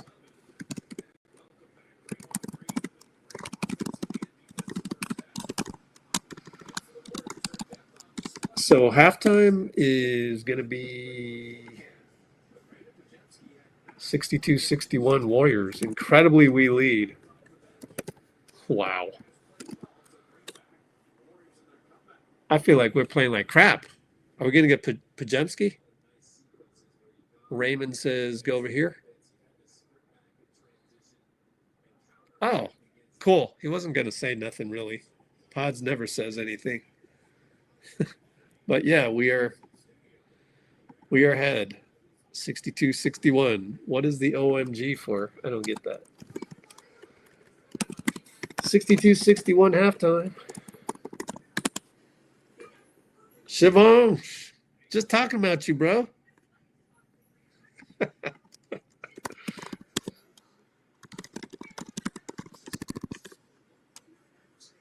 I'm getting an F. It's not an F.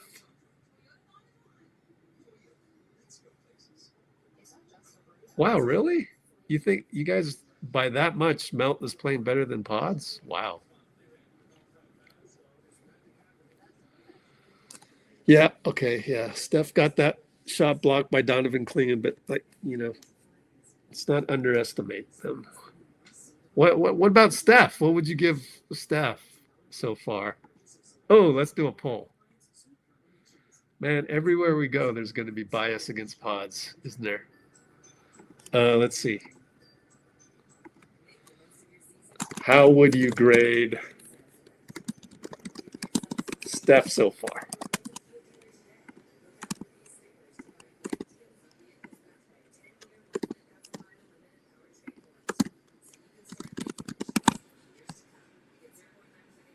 Let's see. A through B plus, B, a B minus, or a C plus or worse. I'm going to say, because, you know, I do these polls when it's block or charge, right? I'm going to say Steph has been too many turnovers, man. And they're ugly ones. 2 turnovers. B minus. I'm going to give Steph a B minus. You know me. I'm harsh on the turnovers. Ooh, B minus is ahead so far.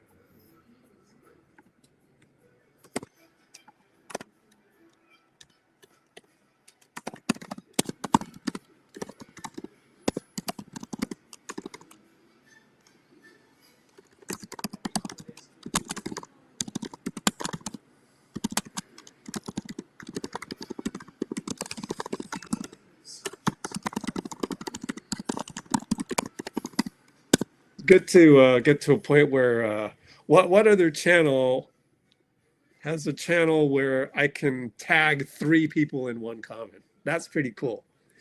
I am proud of that, and you guys should be proud of that as well.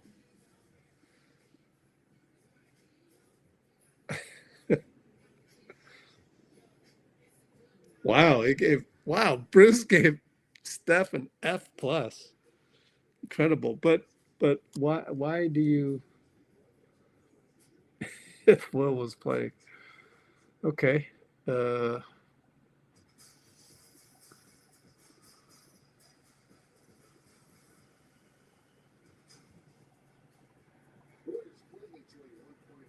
Moody missing a wide open shot. Yeah, he did. Yeah, why? What happened? Well, look, yes, but if all you are doing is always fairly criticizing,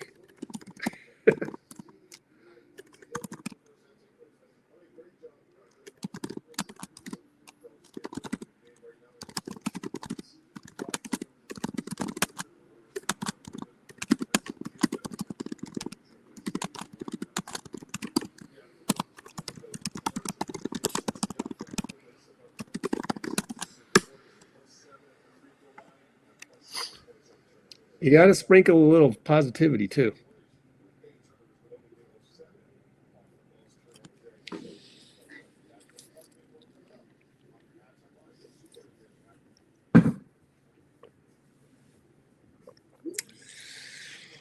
Okay.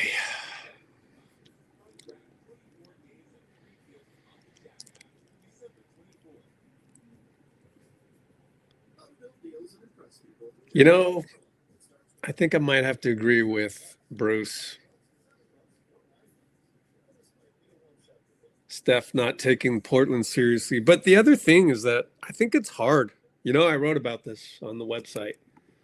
Go leave a like on the website, guys. 4 likes. But anyway, oh, sorry about that. Look up basketball impotence. There we go. You know, sometimes we are old. And I think Steph is old in that department. It's just basketball impotence. Has trouble getting up for certain games.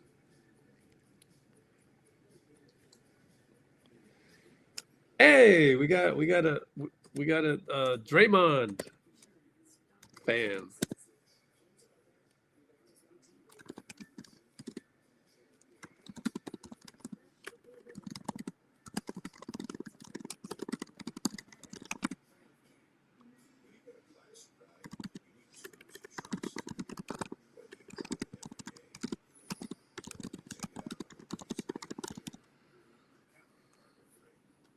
Yeah, Dustin. Yeah, I don't want you to feel like you can't comment, or that's the thing is we don't want to get to a point where we're being like people on Twitter where we don't want to make you feel bad about you being here, right? No, let's not do that ever. We don't want to make anybody feel bad. But also you have to balance that with, we would encourage you not to make us feel bad about our team. Now, I do give a lot of rope to Bruce because Bruce will rope it back into humor. And he has done a good job overall, multiple years. So I give Bruce a little bit more rope like Steve does Steph. So Bruce might have an F+ in the comments tonight, you know? It's okay. Now you have to build that equity, you know, you have to kind of build the trust over time. So yeah, there's that balance of, I think most people that come on here know not to make other commenters feel bad. So there's that. I think that's one good step that we have that's better than Twitter, let's say. And then, but the other thing that we like about here is mostly we don't make other people feel bad about the Warriors, right? So in other words, like, try not to throw a guy under the bus too much. So that's how I would describe it. And now that we're at halftime, let's look at a couple of plays and hope we don't get demonetized. I didn't go live on Twitch because I'm like mad at Twitch. I'm honestly mad at Twitch right now. However, it's an algorithm. They programmed an algorithm looking for NBA highlights. Oh, you got NBA highlights? Boom, copyright strike. Dang. You are not as sophisticated as YouTube, because what YouTube would do, they would just transfer all the revenue to the NBA, which they should do. So I don't know. I'm a little pissed off at Twitch right now. So they put me on 48-hour strike, and then I'll go check the email, see if we got more of a copyright strike or not. And then when I have time, because I don't have time right now, right? I'm not going to have time for I got to go visit my dad, which I didn't get a chance to do today. I watched the game at home, watched the Niner game. And then I got to go visit another friend tomorrow. So like, I'm busy, and I got to edit podcasts like a madman. I'm behind on 2 podcasts. I'll be behind 3 podcasts, 2.5 after tonight, assuming, you know, we have one after this, which I think we will. First of all, I think we're going to win somehow. We'll pull it out, knock on wood. And then because we won, we'll do a recap, honest recap. So, but before we do that, let's check the comments. If we were the super team. That's so true, man. Oh, man, you know what I got to do? gotta tweet out or tweet Blue Sky, whatever. I gotta, whoa, what happened there? I gotta screenshot these and send them out to the interwebs because these are good comments. I love these. That's a good one. We're clearly not a super team. What are we then? We're a mid team? Are we a mid team? Probably a mid team. Let me send that screenshot to myself and maybe need one more screenshot before I tweet. We could do the highlights at the end of the game since there's always a lull after the buzzer. So maybe we can do that. Okay, let's catch up. I know, Dray's taking him seriously tonight. I think he is. What else? Oh, love my Niners? I mean, defense needs a lot of work. Yeah, but it's all these practice squad guys, so. Bruce has a net positive. Okay, fine. He said we are bad. I saw that, Bruce. Don't think I didn't see that. Moody seems like a great player. Yeah, I agree. I mean, Moody has some limitations, right? So, but the good news for Moody is that those limitations force him to be a complimentary player anyways. He can't really do all these crazy little individual things because if you can, it doesn't fit in the KERR Steph system. Remember, a lot of it is also Steph. So yeah, there's no one's going to get a chance to like post up mid-range Kobe style like DeMar DeRozan. No, that's not happening on the Warriors. So what are you going to do? But that's good news for Moody, as I said, because for Moody, he is limited. Therefore, he can fit in with Steph. Oh, man. It sounds crazy, but I do truly believe that's what's happening. Now that we've seen JK DNP'd.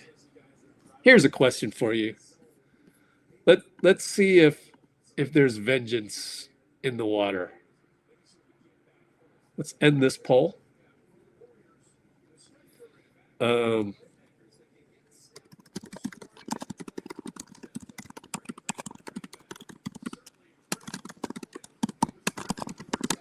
Like, I don't think Kobe could be able to play with Steph or in Steve's system, right?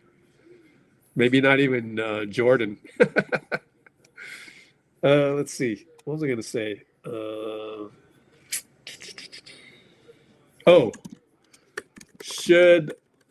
Should JK's agent demand a trade?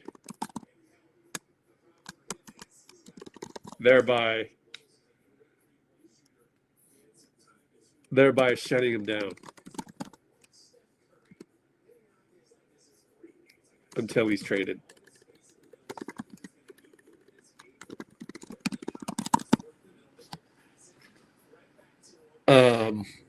Or should he not? Or just comment in the comments whatever extra you want to add to that. I'm sure there's plenty of us that kind of want vengeance for JK, so then would vote yes. But then explain why.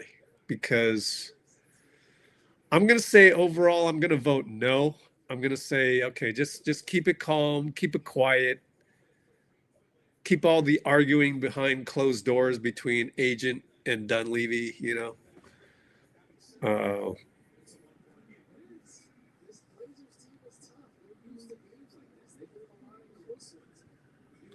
But I do understand that at this point, it feels very hard to work him into the rotation the way things are, because of they've been talking about the ability to shoot threes, and even with Pat Spencer, QP on the roll, banker no good. We're back to action.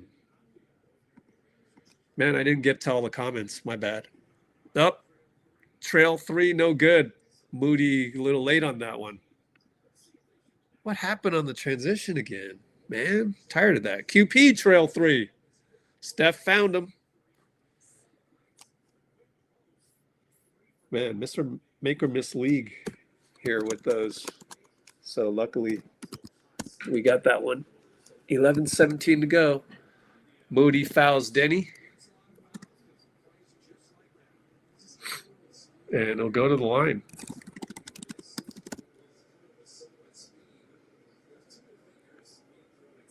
Well, he actually stayed in front, but Deni's reaching fringe all-star level. He won't get for all-star because the Blazers have a crappy record, but he's now like doing things that you can stay in front of me, I'll take it to the next level. I'll draw the contact. And good play. Good play. Although Moody did stay in front, believe it or not.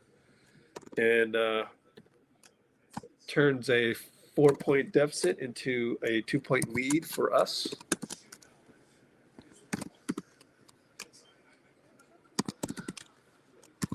And 3-ball Draymond corner.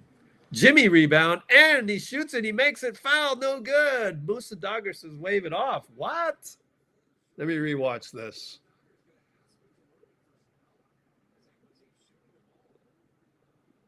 Well, it's still in the motion of. I understand that he heard the whistle and threw it up. They're counting it. Thank you. It's still, I mean, don't take that away from me, Adam. Please. Are they going to overrule Ervin? Come on, MOUSA Dagher. Oh my. They're going to side out this. What? Come on, guys. Man, at least leave some trace of the basketball that I knew before. Like, this game is completely changed. This is not entertaining. That is entertaining. The and one is entertaining. That's why I literally told my refs in my league that I was running to do that. All right, Steph, got a flyby. Jimmy attacks, scores.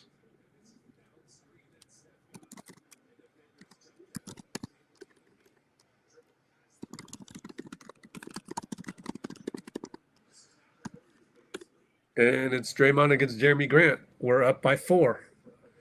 Camara. Look at Draymond recover on the jab step. Camara misses it.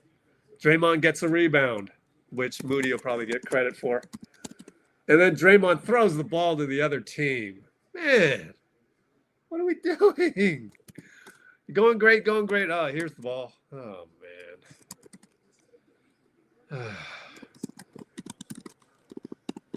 4 turnovers. Draymond back to Steph for 3 over Grant. No good. Jimmy taps it to Moody. Moody doubled. QP. Great job by Moody. Mo gets a 3 in the corner. Way to go, Mo. Credit Jimmy, too. Corner 3. Post probably fouled Grant. They didn't call it. And Draymond throws the ball to the other team, and he's mad at QP. He's pouting like crazy. Jimmy fouls. Good foul. Sharpe to the line. Let me see what QP did wrong. Yep, QP couldn't catch it. But it was behind him. You know what? I don't care if it's QP's fault, Draymond's fault. I'm glad that Draymond cares and he's yelling at somebody. Come on now. I've been waiting for somebody to yell at somebody. Like, that was a Wednesday back in the day when I played basketball with my guys. Constant yelling. Should be that way. That's one thing about the newer generation I actually don't like. They don't yell at each other enough. You'll be fine. I'm fine. Am I still yelling at my old teammates? Do we get along? Yes. I mean, you'll be fine. It's okay to yell at your teammate. This is battle. And it just doesn't happen enough. So that one was QP's fault. and then another turnover, and QP's get QP the hell out of there. I'm tired of the mistakes.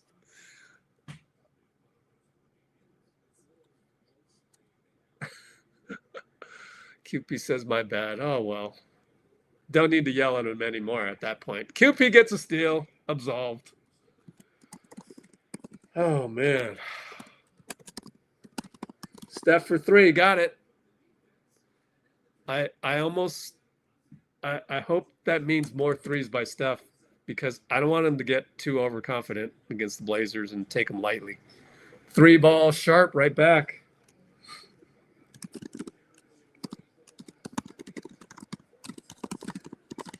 The sad part is Dray's going to get both turnovers, huh? So that's what, 5 or 6? 6 turnovers, and 2 of them weren't his fault. Hilarious. Steph for 3, got it over Camara. So why don't they call timeout? Wow. Are they nuts? Okay, TIAGO.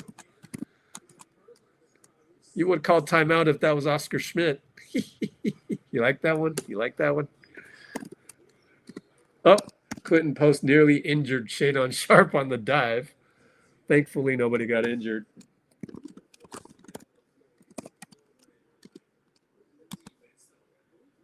Oh, so that was Steph on the steal. My bad.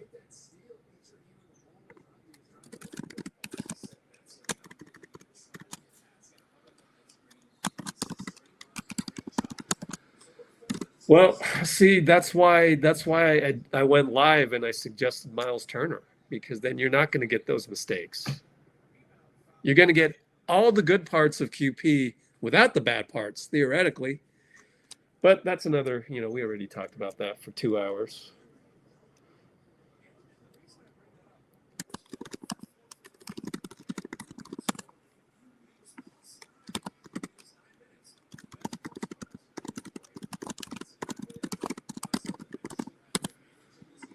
All right, I haven't looked at comments in a while, so we'll see. But after all that, we're up by 6, and it's our ball. And I don't quite know why, but it's our ball. Melton's in the game.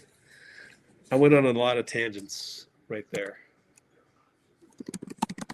And Steph, little dancing around on Jeremy. Dancing around again over Deni. There's your arc. There's your rainbow 3, and TIAGO finally calls timeout. So Kalena's with the "this is not normal" commentating. We're up by 9 only, though. I don't know. I think Bruce and I are on the same page right now. I'm not that happy. I'm not as happy as Steph right now, 79-70, because I think we know our team a little too well.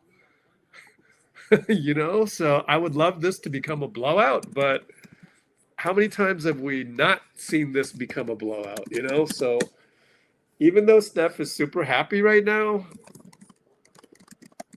oh, man. So Steph, super arc over Deni after dancing around, and we're up 79-70. However, I just don't feel confident right now because of the rut that we're in overall, because we're near 500. That's why we need to do another poll. Ooh, JK should demand a trade. So that's the end of that poll. New poll time. So you guys have voted that JK should demand a trade, or his agent should. And prior to that, we did another poll where, should I screenshot that? Yeah, why not? Did I get it in time? No.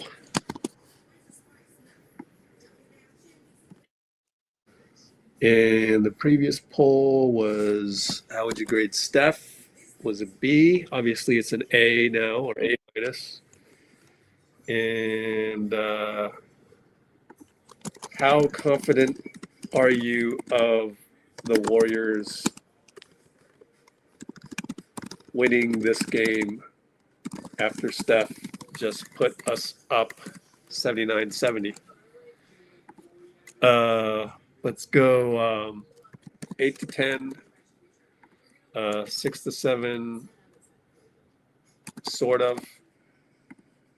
4 to 5, mid. 1 to 3, nah. How confident are you? I vote 1 to 3, nah. I am not confident in our team right now.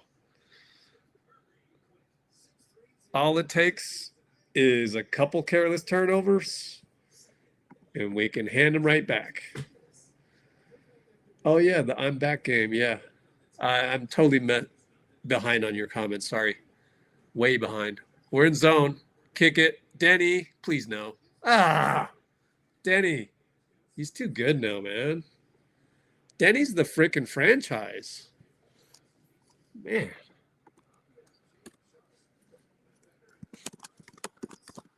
Oh, dangerous pass to Steph. And he finds QP. Alley-oop to Moody. Amazing. All right. All right.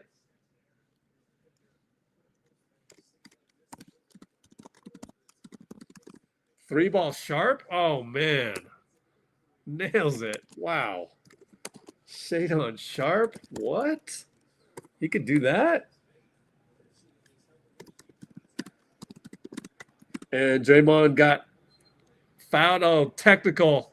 He yells at MOUSA Dagher with the non-call, even though QP put back. Good job by QP.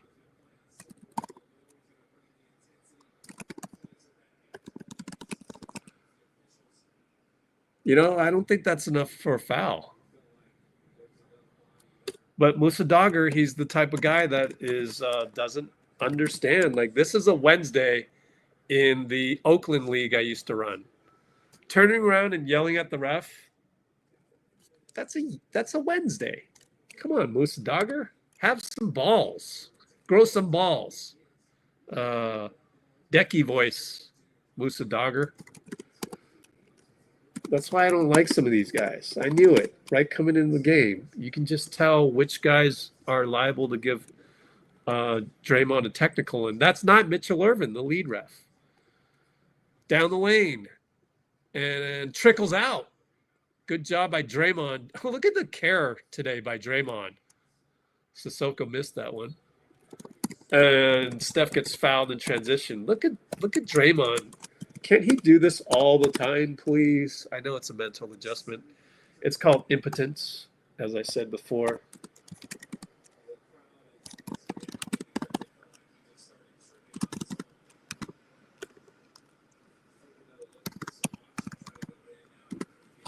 Did Steph trip on his own? Nope. He got hit by Jeremy.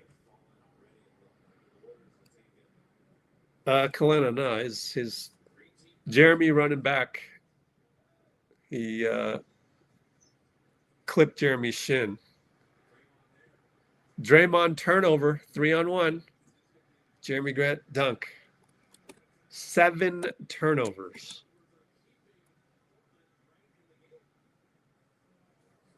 That's a lot of contact that MOUSA wasn't going to call.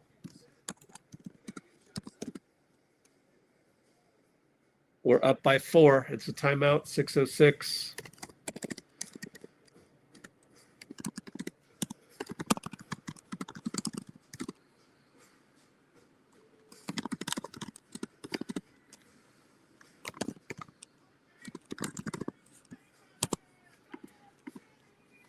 I wonder if that was a foul. Let me go look real close. I don't think it's worth clipping in terms of like showing you guys, because it takes a lot of energy to clip these.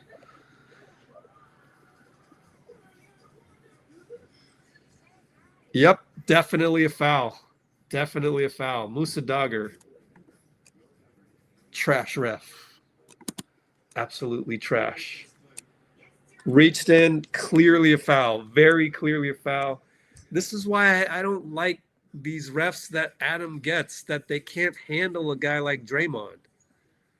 And there's really not a whole lot of Draymonds in the league. Like, there's not a lot of guys from cities like Saginaw. It's becoming, pretty, suburbia. with the 450 guys. Let me put it that way. That's speculation. I don't actually have data on that. I would love to see everybody's, you know, what neighborhood they grew up in between the ages of 2 and 13. Like, you cannot be affected that, like, calling a tech on somebody, like somebody yelling at you should not affect your ability to call a foul. And that's when that's Decky voice. Grow some balls, man. I'll bet you in Serbia they can handle it better. It's just like, this is embarrassing for the league. But MOUSA Dagher would never ref in my Oakland league, or for that matter, any of my.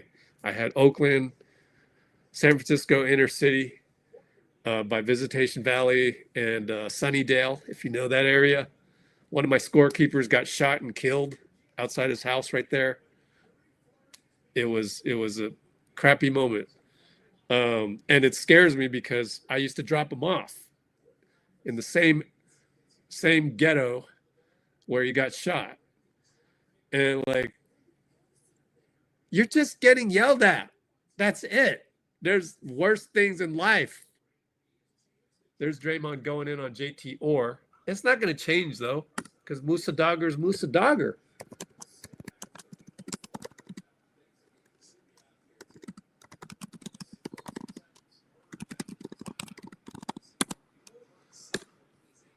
I really do. I do think it's respect for people out of difficult circumstances. Steph from freaking Medford. Steph with the 3 from Medford, ATO. Okay, that'll shut up MOUSA Dagher. Draymond is still in there. I gotta fix my blanket here. There we go. It's getting cold. Sharpe, switch with Draymond. Fadeaway 3 or step back 3. Got it. Oh, man. How can Portland be this bad? How are they 9 and 16? How? Steph answering. No, short. 86-82. Excuse me. And Cissoko nearly lost it. Now we're in the scramble mode. Now Shaedon Sharpe, open 3. Missed it. Put back Rob Williams, fouled by Moody. Well, that's one of those lose the ball, get it back offenses. What can you do? Can't be mad at that, really, honestly. So he'll go to the line.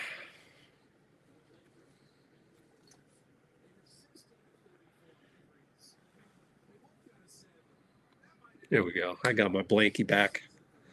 Missed a free throw. Man, Robert Williams. How many times did we mention him in various trade scenarios, right? But I think by now he's kind of washed. I mean, he just looks slow. So it's unfortunate. It's, not his fault. He got injured, and it's too bad.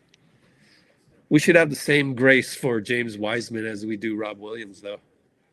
Let's not forget that.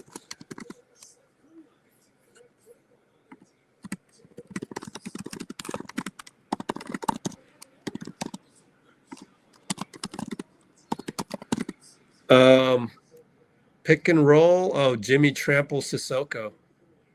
Oh, man. No objection from Jimmy.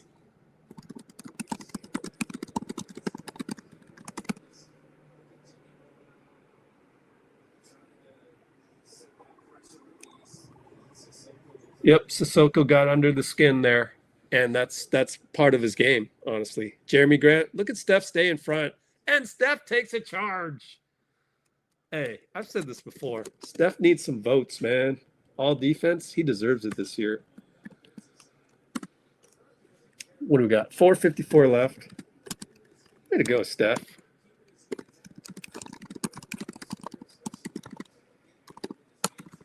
Yeah, Steph. It's a great play. He turns the corner on Jeremy. He misses it with English. Too bad. Reverse layup. Here comes Jeremy. Melton. Nope. Trayce cuts back. Good job. Pretty good closeout by Podz. Out to Jeremy Grant for 3. Missed it. No, long rebound. Cissoko. Finds Sharpe. Good job by Trayce to pick up Sharpe. Look at that. Now he backs him up. Now he wants to take him. He does a good job and he scores over Trayce. You know, Trayce looked good there. I don't mind it. I don't mind it. Sharpe is on fire. How many points? Sharpe has 28. What? And there's a foul. Cissoko wants a review. I forgot to. I wasn't looking at the time. I was checking the points on Shade On. Let me rewatch this.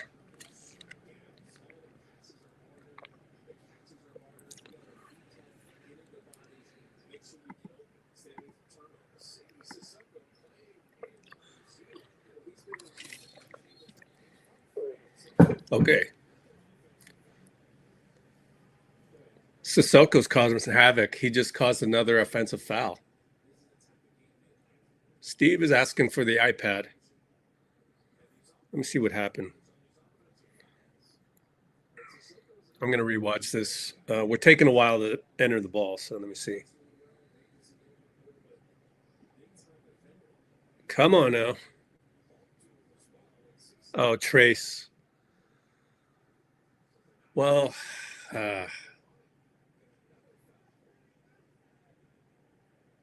what the heck? Mitchell Ervin just called an off-ball foul for Robert Williams. Oh, we're doing a hack-a-rob? Maybe we're doing hack-a-rob.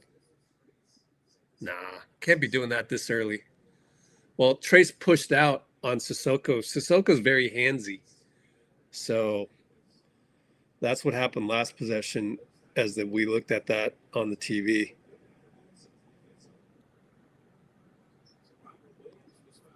That's a horrendous call. Mitchell Ervin just called Trayce for grabbing Robert, and it was like, it's just a regular play. What are you guys doing? Mitchell Ervin falling down the rankings. Unbelievable.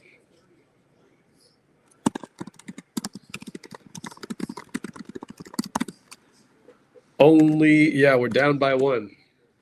Jimmy takes Sissoko, scores. Was it Sissoko or Jeremy? Thought it was Sissoko. Jeremy turns the corner on Jimmy, but he passes it away and it gets deflected by Melton. I think it was Melton. Melton comes out. Probably minutes restriction. Oh, that was Jeremy Grant that Jimmy took. So we're up by 1.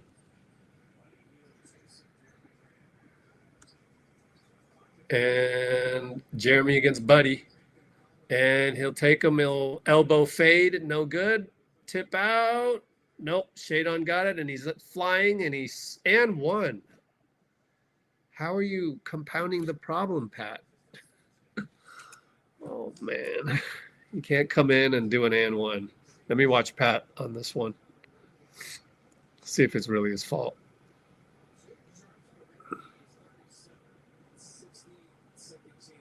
Oh, we're seeing a replay right now, but let me see it develop.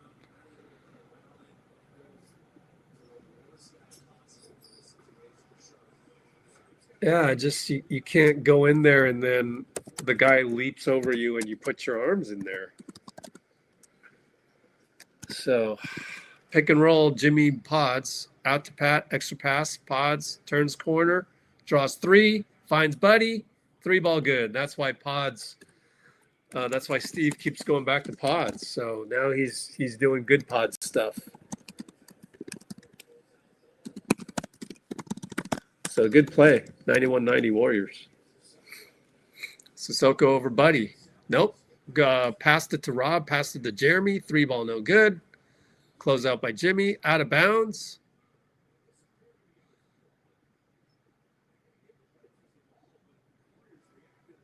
Should we challenge this? It's out of bounds. Mitchell Ervin's checking with MOUSA Dagher.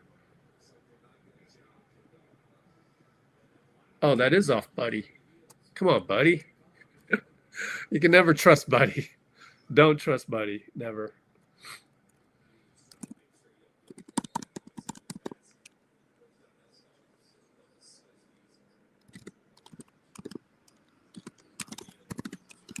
And Deni spit. Oh, man. This guy has more in his bag than I thought he had. Spinning layup. Where's he getting all this? That's crazy. This guy's incredible. We're down 1.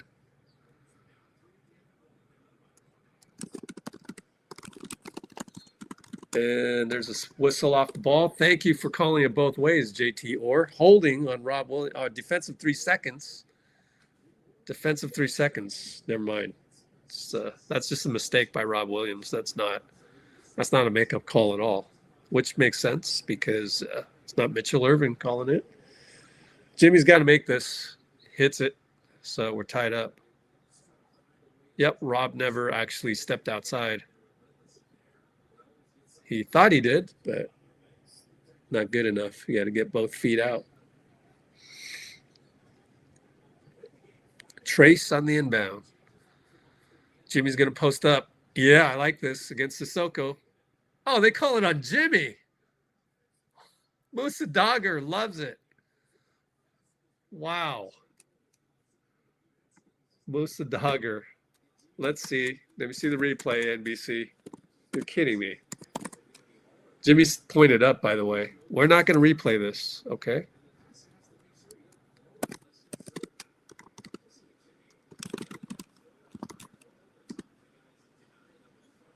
Man, I don't see a foul at all on the replay, man. Deni attacks and foul on QP. That's a ghost foul again, man. MOUSA Dagher. Is he really worse than what's his face? Is MOUSA Dagher really worse than Geminitis Petratus and Merrick Kogut? Those guys are pretty bad, and MOUSA Dagher is sinking in the rankings. All of these plays are by the same ref. Man.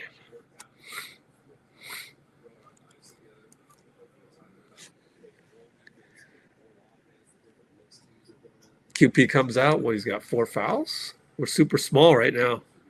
Guy Santos at center. QP, where are you? 4 fouls. Yep. Jimmy Butler has 4. Jimmy attacks. He finds Guy. Swing it all the way around the buddy. Got to hit that. Missed it. Jimmy rebound. Foul by Cissoko, and he tried to scoop it in. Didn't make it, but it will be free throws.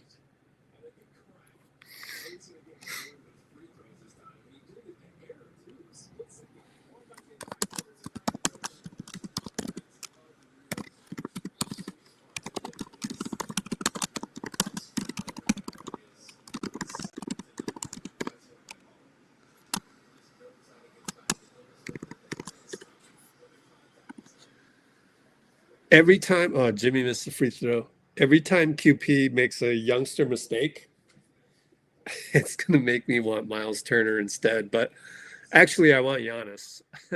But I don't know. That whether I want Giannis or Miles Turner depends on how Draymond plays coming up. I mean, he's played pretty well tonight, but man, 6 turnovers is... even without the 2 that were questionable, 4 of them, you know. And so Caleb Love misses a jumper. Thank you for subbing in for Shade On and becoming, you know, not the best decision. Guy stuck. He'll go Megatron to Jimmy. What a catch. Score it, and I hope Jimmy's all right. I hope he's all right because kind of landed funny. Deni, attack, kick spray. 3 ball, no good. Good box out, Jimmy. Jimmy playing well.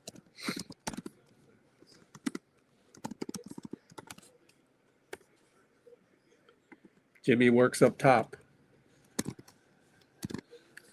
And to the nail, out to Pat, over to Buddy. Fake a 3, drive on Deni. Lefty, got it. Ooh, pretty. Lefty lay by Buddy Yield.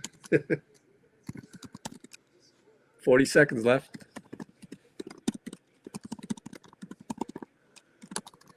We're up by 3, by the way.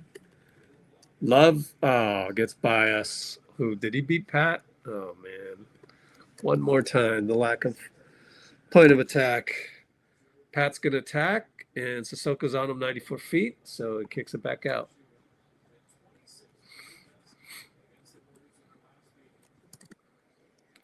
And Jimmy finds Pat, scores. Thank you, Pat. There you go. We got 11 seconds left, up by 3.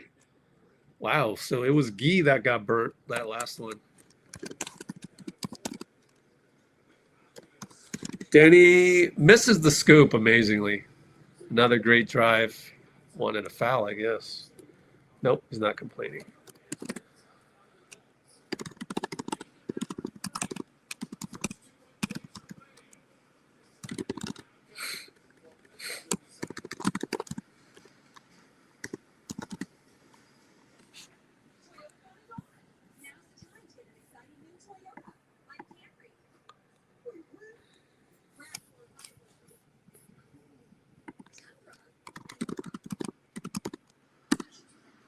$99.96.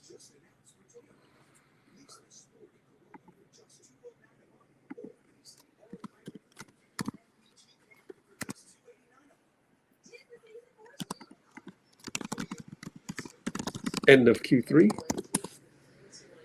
Okay, I haven't checked comments for a long time. Buddy Yield. Jimmy's starting to score, I know, right? Oh, man, I still can't get over MOUSA Dagher, man. Not a good ref.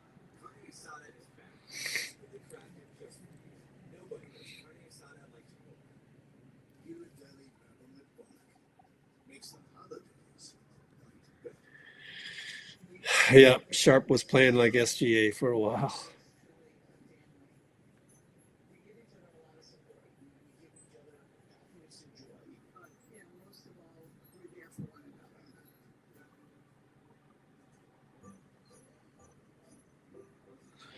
Team is filled with role players.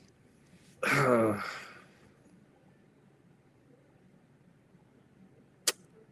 it's tough. It's tough all the way around. We need another training camp.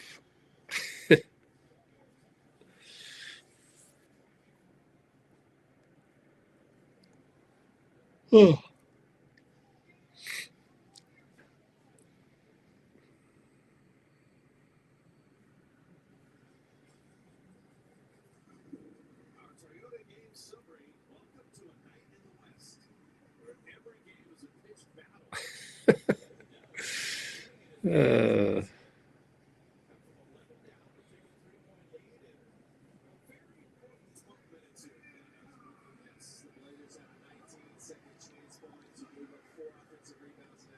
All right. Deni up top. Good switch by Podz. Still turns the corner. Good help by QP. Goes all the way over. Are we in zone? No, we're man. Deni again. Baseline. Did he? Oh, wow. Draymond stole it. Did Deni try to go between the legs? Nutmeg? This guy has balls all of a sudden. Out of nowhere. This guy thinks he's, I don't know, Franz Wagner? I don't know. And Steph says bye-bye to everybody. His own gravity dribbles right by Clingan. Steph starts the fourth quarter.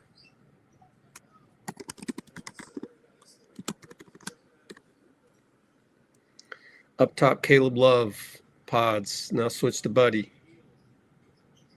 Now kick it. Chris Murray, 3. Got it. Over Steph.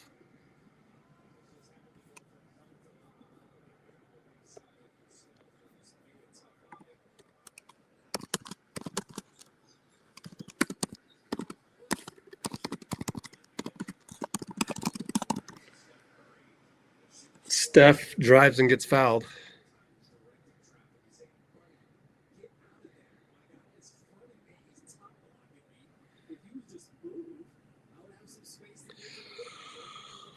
So he'll go to the line. It's great to have Draymond on those wing handoffs that they tried on us. And that 3-ball in the corner by Chris Murray, pretty good closeout by Steph. So I'm going to finally catch up a little bit on the laptop.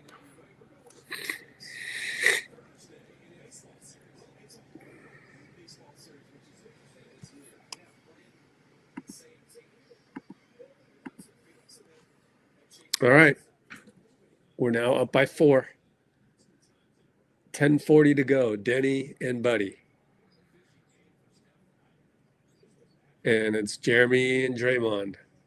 Clingan screen. Look at Draymond play. Awesome pick and roll defense. Jeremy takes QP, no good. Yeah. Feeling like we need Draymond. And a nice pass by Steph. Sling pass. QP shanks it. Goes right to Buddy. Reload for Steph. 2 guys fly by. Splash. Stares at the crowd. Timeout TIAGO splitter. Damian Lillard in the house. Seen that a few times, Dame. Haven't you? Aha! Timeout. What do we got here? How much time's left?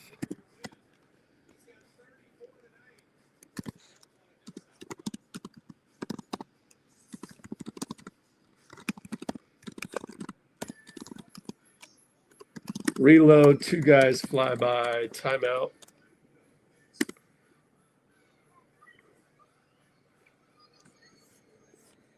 Let me check the play before that. Yeah, Draymond.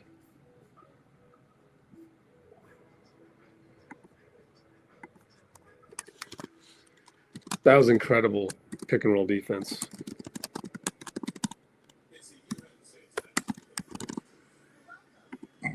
I need to clip that. Where's my quick time? There it is.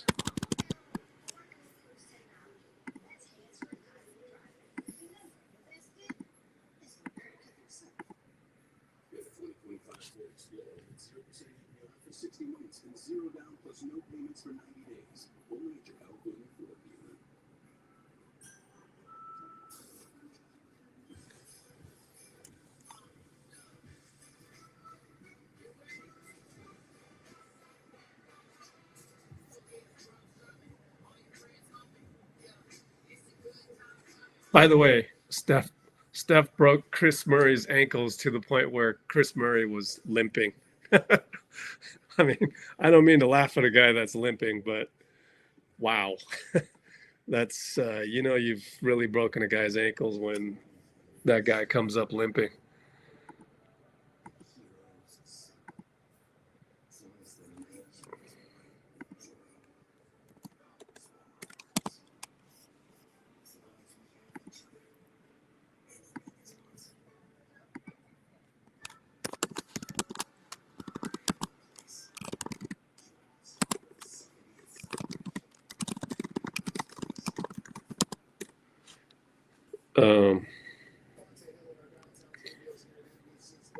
Okay, so it is currently 106.99, back up by 7 due to Steph. A lot of time left, though. We can end the poll now. So, interestingly enough, we leave it at another point where how confident are you? Now, how confident are you? I should do another. Let's just do another poll. Why not? Shade on Sharpe, of course, comes in. Up. QP broke up a lob. Good job by QP.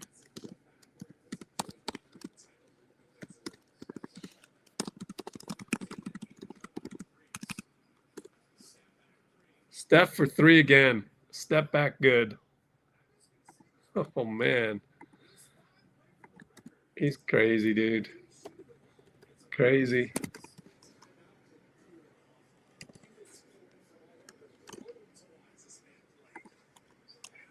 And inside pass dunk by Rob. Chris Murray, good attack.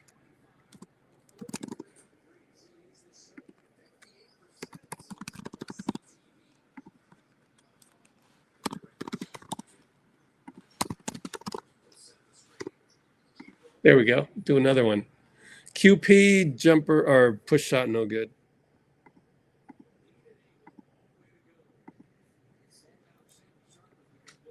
Uh-oh, wide open three. Jeremy Grant, good. Attack by Shadon. Yep, BP couldn't stay in front of the previous one, that is. More bad BP point of attacks, but let me check the next one. And that was Buddy. So, up, another turnover. Chris Murray, another one right for Jeremy. Good, got to call timeout. Man, ugliness. You gonna change your vote now? Don't change your vote. Don't change your vote. Vote how you're gonna vote.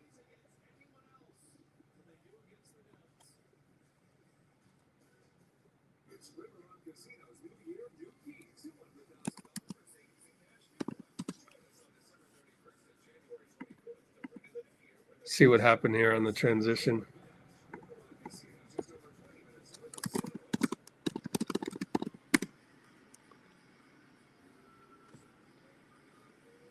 Straight, man, that's as basic a fast break as you can run it.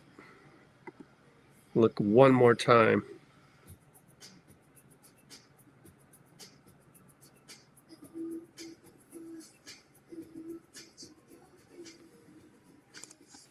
I don't know, man. That was an old fast break defense.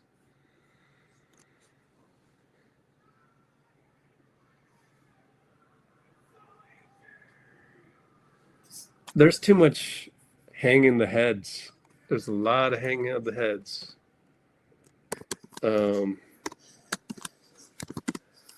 My number one improvement for QP, stop hanging your head. You're a second-year player. You're not allowed to do that. You stay positive all the way through. Because you got Steph and Draymond sitting right there, and you're walking back to the bench. Like, no. You're the young guy. You do things that's under your control. You got to get that under your control. But that's just I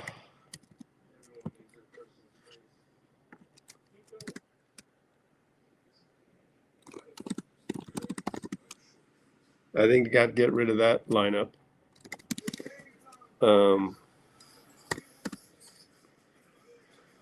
Not staying in front.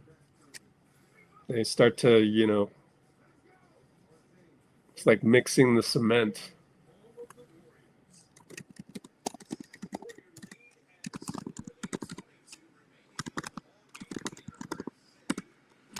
What do we got here? 109, 107.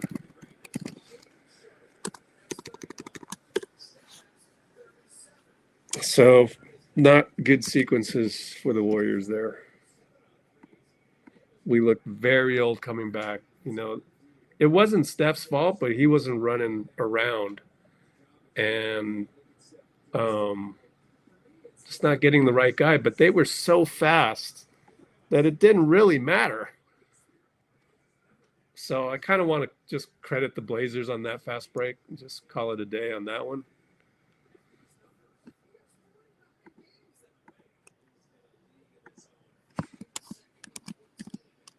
All right, let's get back to the game. Steph gets open for three, back rimmed it. No good. Only up by 2, 8 minutes to go. Inside, Jeremy Grant scores against Steph. Somehow he posted up because I guess that's what happened on the miss.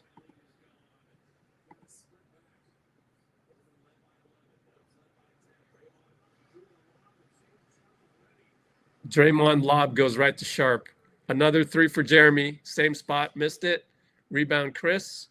Blocked by Draymond, pops out to Sharpe.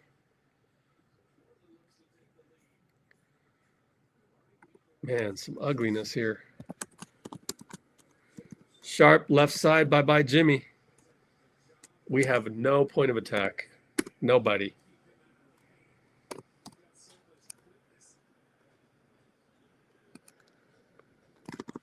Jimmy to the nail. Kick it. Moody for 3. Shoots it. Got it. Had to make that one. Nobody was rebounding that one. That's clutch. We actually do have a big shot maker, Moses. He can hit those. 6:58 to go. We're up by 1 still, amazingly. Oh, lob dunk by Rob Williams. Nice play by Jeremy Grant. Oh, there's a lot here. There's a lot. I can't even keep track of the notes. So bad.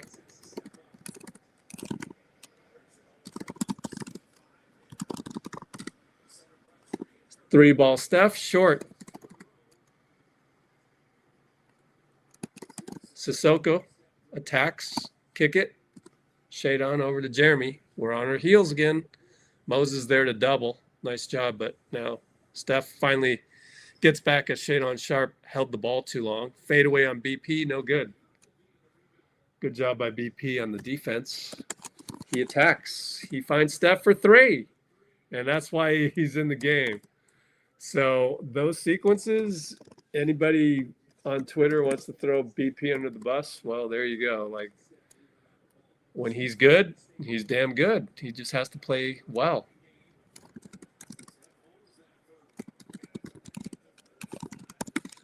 $115, $113. Jeremy attacks Moody, blocks it, but it goes right to Cissoko. 3 ball. Good. Got it, man. That's tough.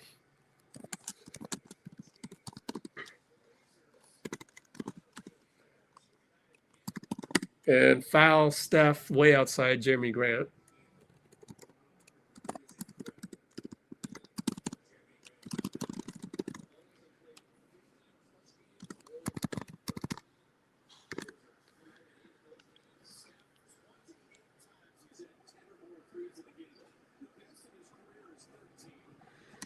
So Steph is around 10 threes already? Yep, 10 for 15. That's amazing. Steph sits down, 5:30 to go. Let's see. That is, 31 minutes. Wow. Podz hits a 3. Okay. Wow.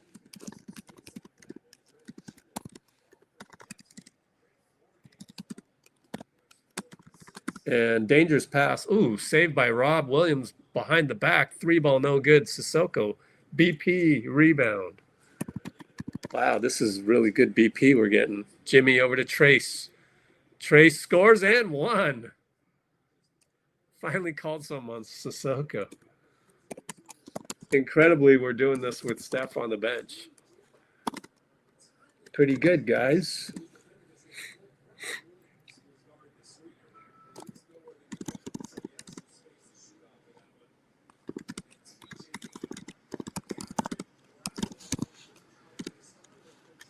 Got to hit free throws.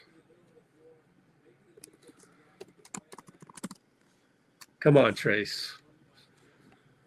Yes, he made a free throw. We're up by 5 with 4:55 to go. Thank you for hitting that. Wow, we got 51 concurrents. How many likes do we have, Kimbo? Deni. Moses tried to steal it from DC, and they kick it all the way back out to Jeremy for 3. Good.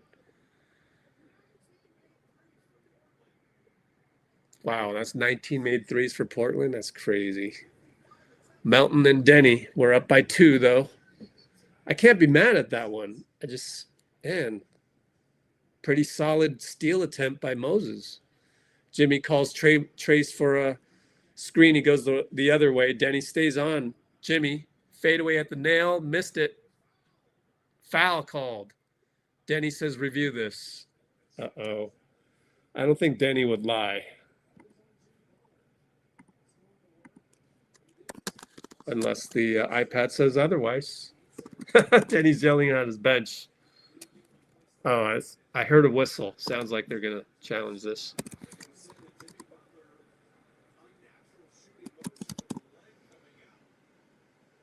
Unnatural shooting motion. Wow. Okay.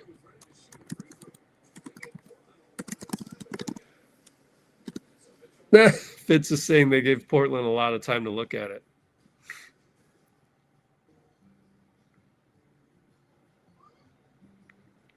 Well, that replay is hard to tell.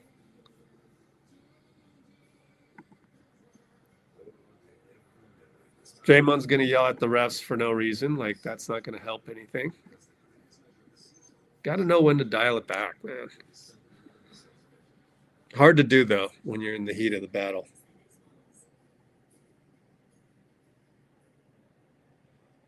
I don't think there's anything unnatural about his leg kicking out.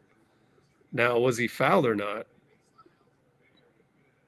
Let me watch the arm now. I don't think there's enough to overturn this. I'd love to show you, but it's going to take forever for me to clip it and then show you. And by that time, we'll be back for commercial. So, yeah, we got a challenge right now. I don't have any confidence in these refs, so they're probably going to screw it up.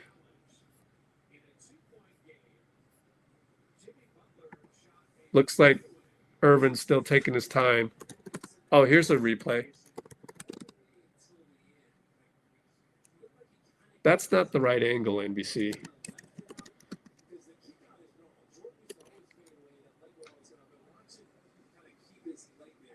Well, did Deni foul him or not? Okay, finally we get the right. That's definitely not. Do you think refs...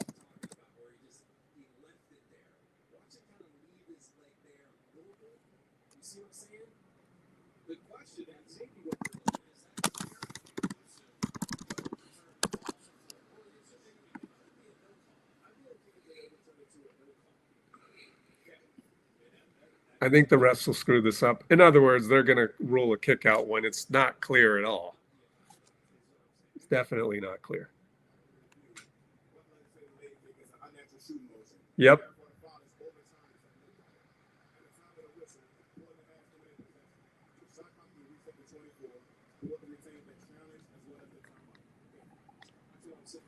Horrible. I have no confidence in these refs.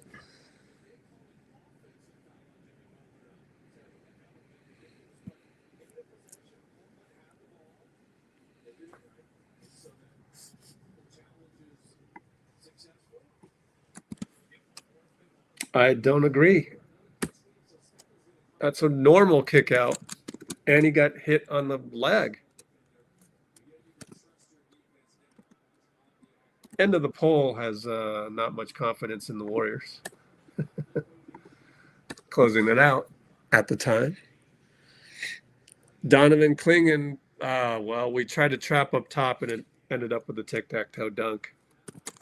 So,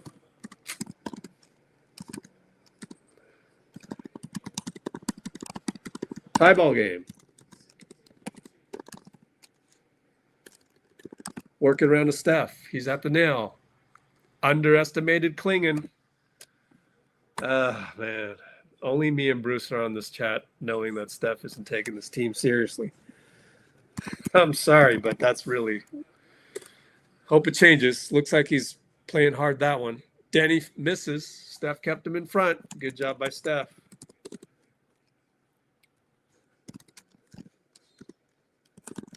Timeout, Steve.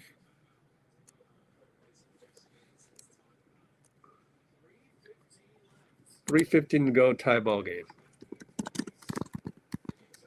I think it's tied, right? Yep.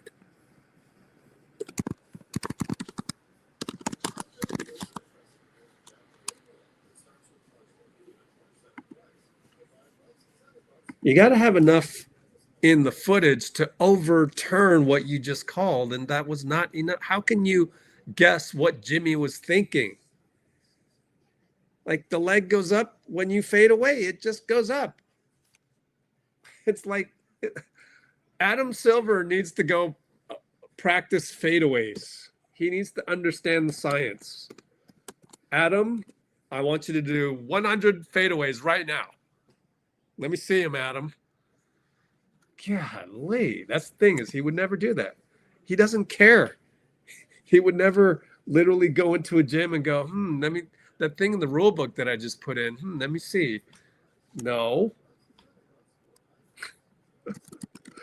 Ridiculous. This guy that doesn't even play basketball is running basketball at the highest level on earth. I don't care how much money he makes, man. It's not enough. It's not enough trickle down for me. I know that much. So it all stays at the top with the Amazons and the NBCs of the world. We don't see none of it. Did any of you get any of this revenue?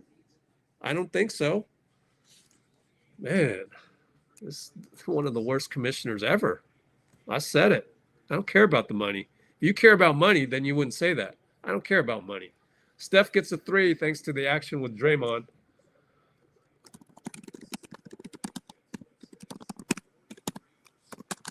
So now I can move off of Adam as he'll have me going down the rabbit hole, man. This guy. Oh, man.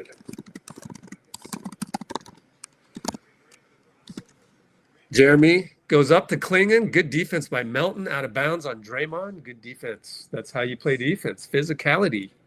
It's not that hard, honestly. It is hard for a lot of these younger players. They don't, there's some elements of the old school that are glaringly missing in the modern game. One of them is old school physicality, which Melton just showed. That's what I love about him. They go again, and Draymond breaks it up. So does Steph on the baseline inbound. Good job. And Steph, oh, he was grabbed by Clingan. Unbelievable. No and one. Lefty lays good. Come on, refs. What are you looking at, JTR? Is this not the superstar? Don't you want this game at MOUSA Center to be on ESPN? Jeremy Grant hits another 3. Good closeout by Draymond.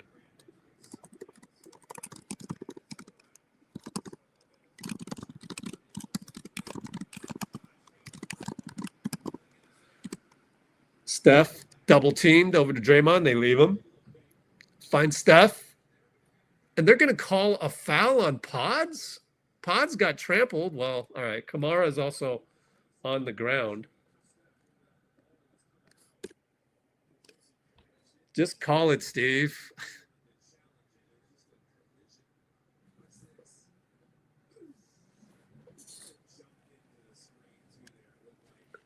I don't know. I need to see another angle of this. We are not going to challenge it. It didn't look clean by Pajemski, to be honest with you. Yeah, you can't be jumping while you're setting the screen. That's the problem. We're up by 2. Deni beats Melton and 1 against Draymond. Well, if he's beating Melton, then we're in trouble. That's our best point of attack defender. So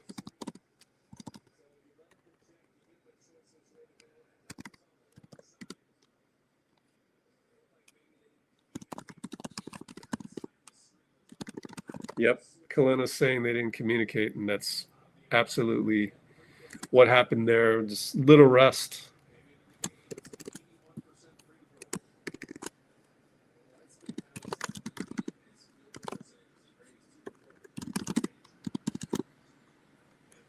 So Deni freaking all-star Avdia just put them up by 1. 1:45 to go. We're down 1. BP over to Steph. Steph screened by BP. Got the switch. They blitz him.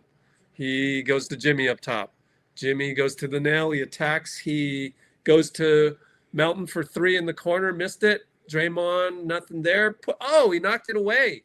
BP gets it to Steph. Reload. What a play by Draymond.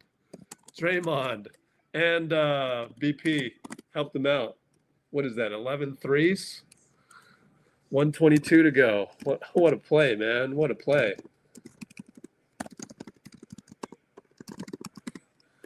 And Deni gets past Melton again. Jeremy and 1.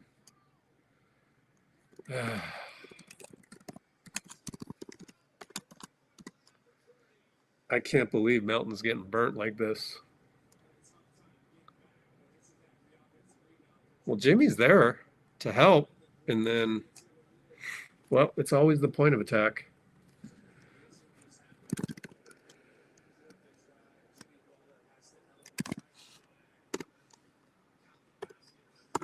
I mean, I know it's 11 threes, but the game is not in hand, Steph. It's not going to be much if we lose. 1:10 to go.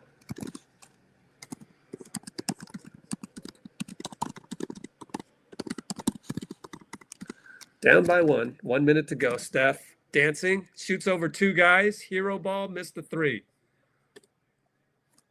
Sure, I guess, we'll just do the hero ball thing.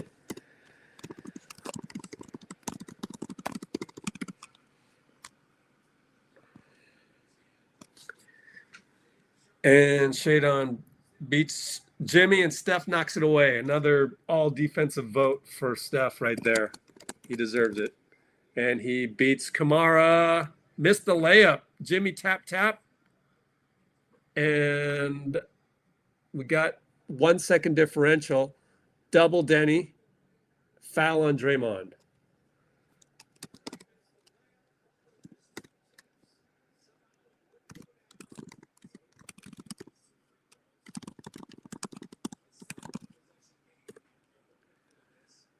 $19.9, they go to the line. How many fouls on Draymond? So that's 12 threes by Steph, but like me and Bruce are like, who cares? 4 fouls, Draymond.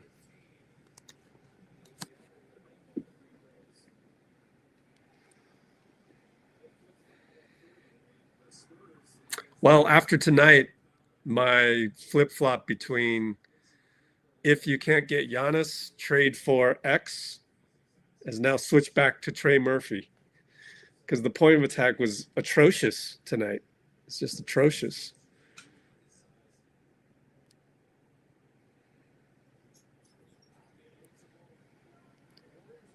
By the way, Trey Murphy can hit threes too, so I keep forgetting about that. He's not just a pure wing that can defend and shut down wing. He also can hit threes. So I'm gonna go back to after tonight. I think I'm gonna probably need to do a new video, but lay off the Miles Turner excitement and go back to Trey Murphy. Because our point of attack, I mean, if Melton is playing point of attack like this, which is, barely above average, and Deni's beating him and people are beating him, then we really need help on that. And I think I'd go with that. 132, 129, Q4.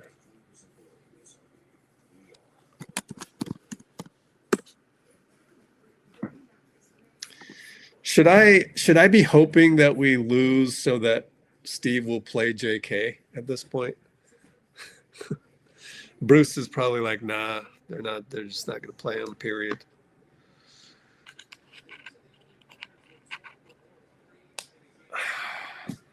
Maybe we can win this, and there will be a realization that our point of attack sucks anyway. And you need some other offense than Steph. Just figure out a way to play JK, man. Somehow. Here we go. BP.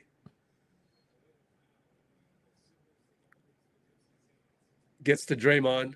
Steph comes over from a football stance and he turns it over. Draymond has to take a take foul. Had a feeling he was just too happy today.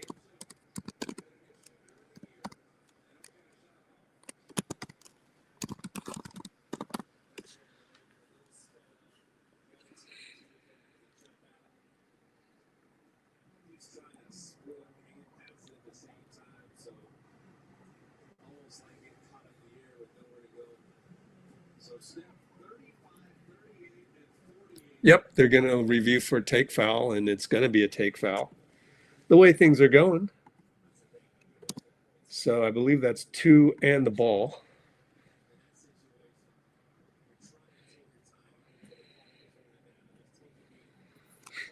What?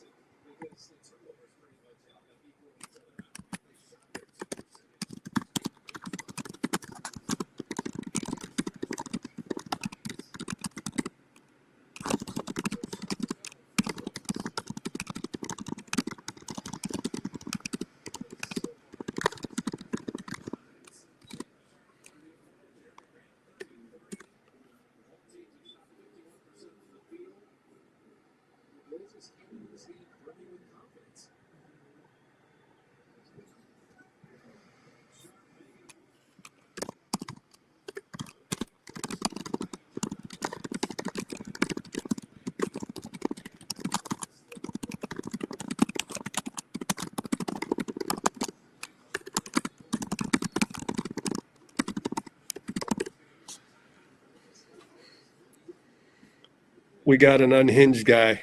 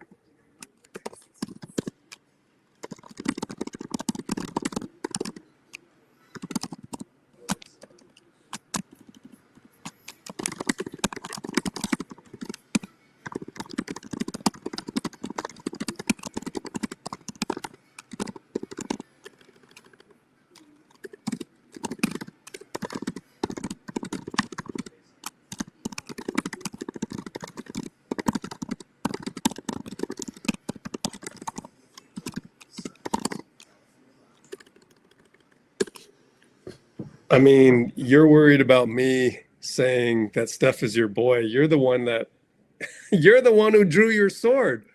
Oh, Steph needs help. Steph needs help. Well, the help is on the bench. That help doesn't fit in your ecosystem.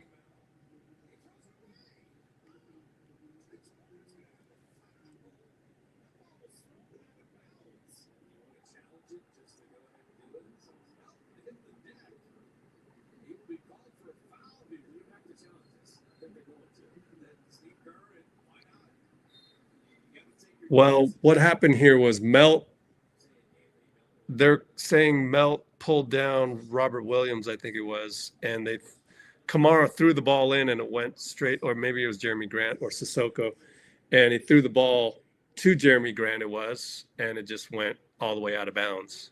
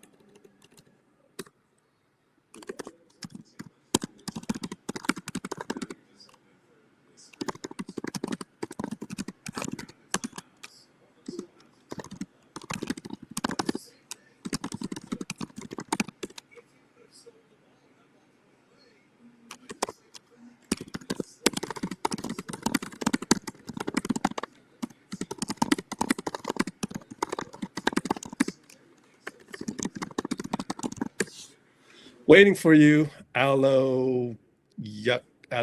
Kaya, whatever it is. Can't pronounce it. It's too long. Sorry. But you need to show like knowledge. You're showing emo, no knowledge. So I'm waiting for the next comment. It needs to show the knowledge, and let me cue it up because I don't think you'll be able to do it. Put user in timeout is ready to go. Go ahead. Let me see the comment, because you could do this on any other channel. We're not going to stand for it. Once again, what you're doing is you're not making me feel bad, but you're making all of us feel bad about the team. So show us your solution. It's a simple question. By the way, Jeremy Grant's at the line, so did not win the challenge. And I said at the top, I thought this was a must win. We're going to lose. And, only me and Bruce would say that I think Steph actually could have played better. He could have taken them a little bit more seriously. There's just too much. You can sense it. There's no like urgency. But it's the same thing. It's basketball impotence. Deni's going to be fouled. So you're not going to say, wow, no solutions then. You can't even name a name. Wow. I hate for you to feel bad about yourself, but you couldn't even say Giannis. I have proved that you're just emo. I've just proven you're emo. The logic of it. 1 + 1 = 2. That's okay. There's been other people emo in the comments. Steph for 3, short, would have tied the record. And we'll lose to Portland again by 5.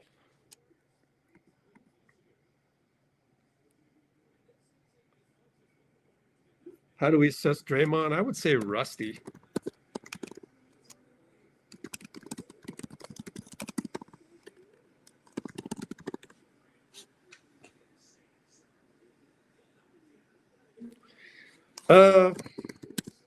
Well, there's the trade deadline.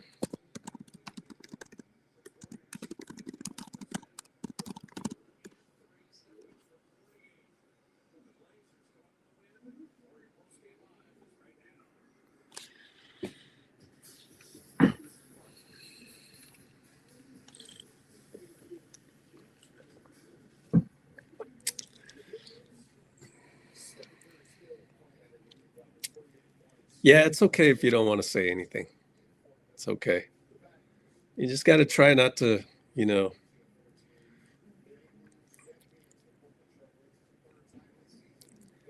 don't feel bad about being a fan of the Warriors, okay? We'll figure this out. Actually, a lot of us have been in worse situations than this in terms of basketball. A lot of us were here for Kohan.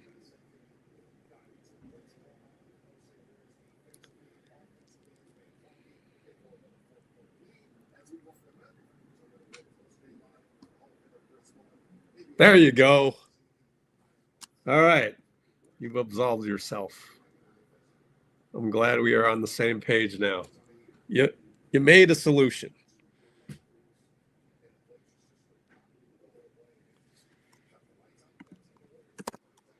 Although there's one part about that I need to update. Can't trade JK for Giannis without trading Draymond as well. So that's just an FYI.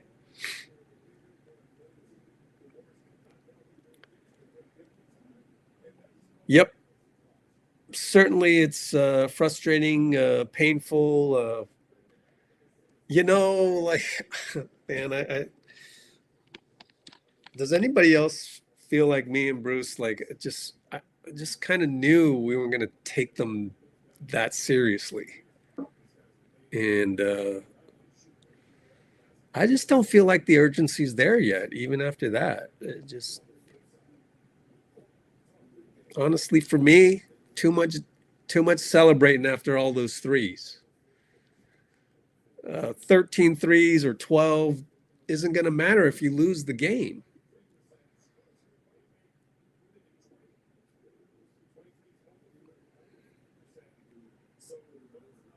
Think about the logic of the celebrations. Puts you up by 9, puts you up by 7.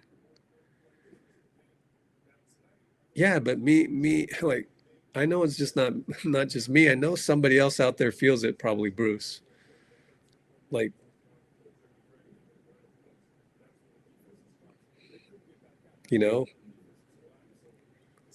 QP doesn't catch the pass from Draymond. Draymond yells at him. I think that's the proper urgency. But we didn't get too much of that. And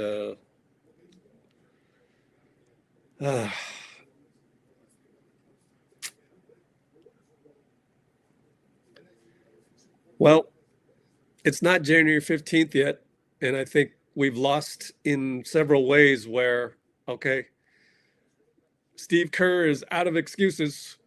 Is completely out of excuses. So I I would like to see JK incorporated unless there's something happening behind closed doors where his agent says, nah, just don't play him. If it's not that, then you've got to incorporate him because you're not getting, extra help from extra points from Jimmy. He's doing what he does. He plays like Iguodala. And I think he's old, he doesn't ever look, 100% to me. And so I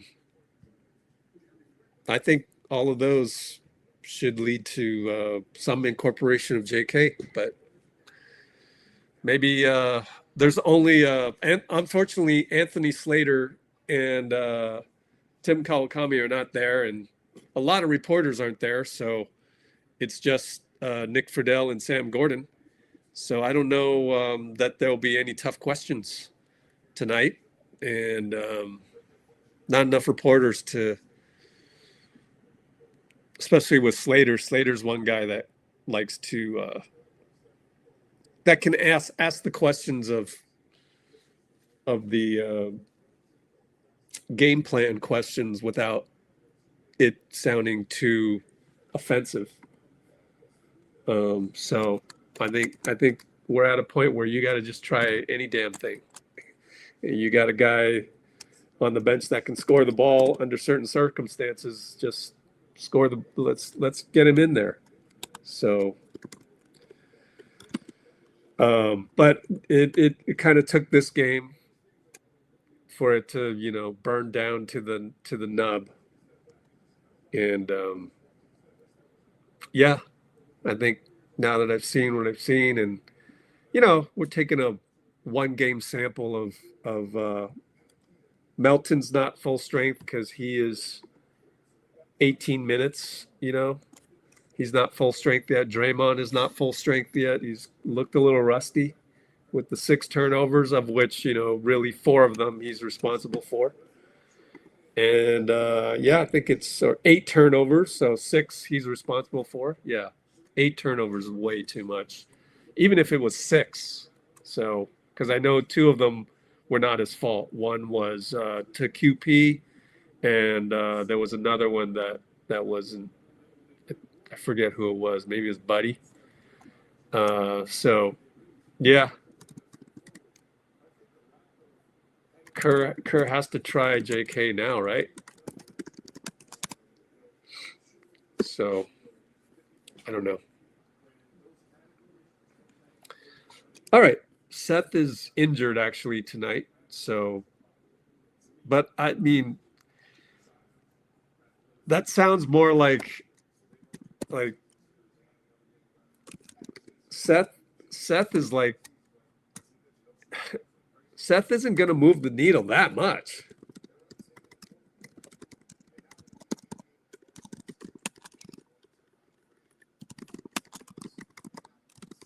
He's a 2.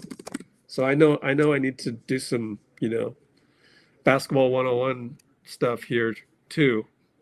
But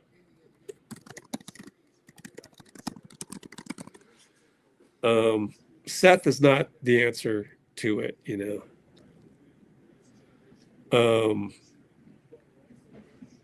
Yeah, it'll be interesting to see what we do next game because this whole thing, isn't working.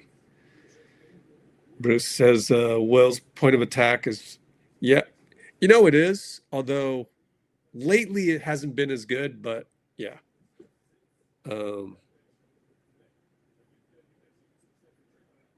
Yeah.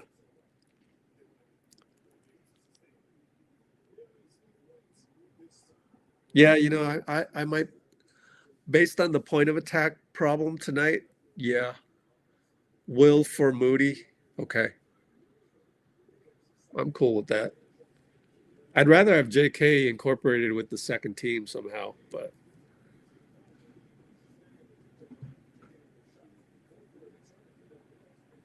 yeah, because every time Steph went on a flurry, we went up by 9, went up by 7. So I do think it's Non-Steph minutes could be better.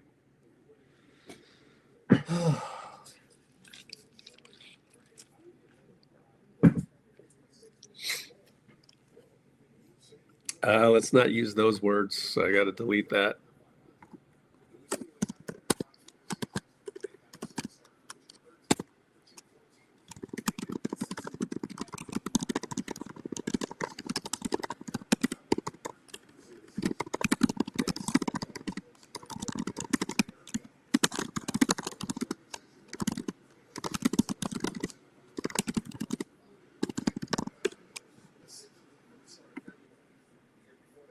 Okay, you need to take a chill pill. So take the chill pill like a man and come back when you've chilled a little bit, because we don't need people thumb typing at the height of their emotions. Calm down first. Let's talk about stuff that is reasonable. You can't take Jimmy's payroll off the books. So I'm not timing you out, but that's not factual. Like, what do you mean? Trade him? Be more specific.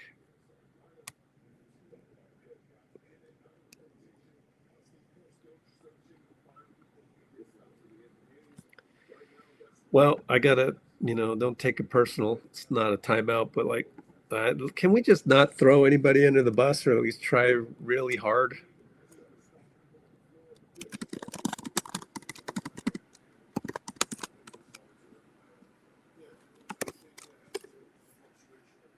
I already went through the trade scenarios. Here you go.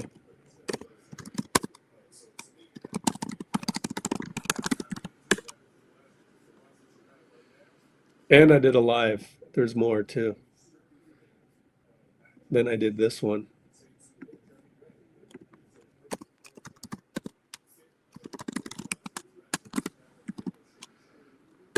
But the other ones is that one was more non-Jimmy. So to summarize for you with the Jimmy trade scenarios, you got to find me a team that wants Jimmy. You can't just trade a guy just because you want to trade a guy.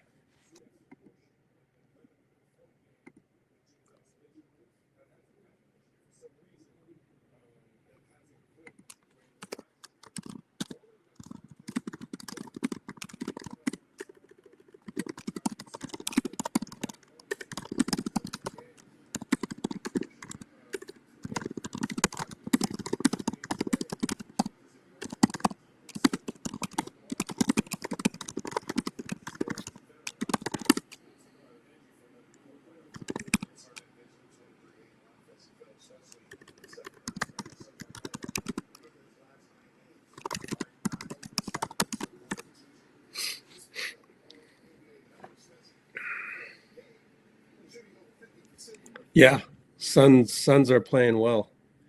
In fact, they're doing pretty well on the standings. If I could go back to the NBA standings. I know it's hard to come up with something innovative to say, but like, for you to come on here and say this guy's trash or that guy's trash, I mean, how does that really help? Like, I mean, let's try and be different. Let's try and learn something. Life is all about learning. A life shouldn't be about complaining. It should be about learning.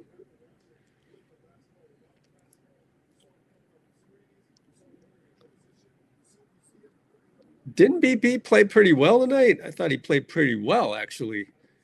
So the main change maybe I would make is I would try Will Richard for Moody, and then I would try JK somehow in the second unit for, I don't know.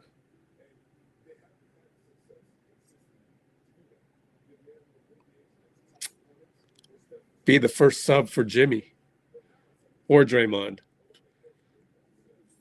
Have JK sub for Jimmy or Draymond. would be my. So those are, look, say, is any other channel out there or anybody on the internet trying to find solutions for the Warriors right now? Or are they complaining excessively in their comments?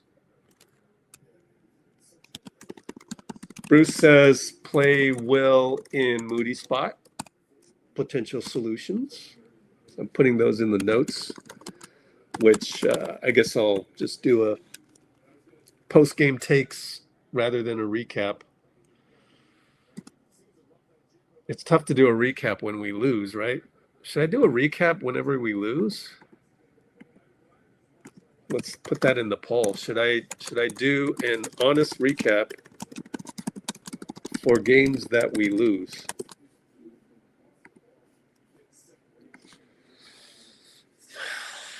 I've already planned it for myself to get off the live within half an hour, 9:30, and go get my matcha frap, get some energy in the 3D world, and do something, whatever that thing is, whether that's a recap or something. So I say have JK come in for Draymond at some point and feature him in the offense at that point. Those are my solutions.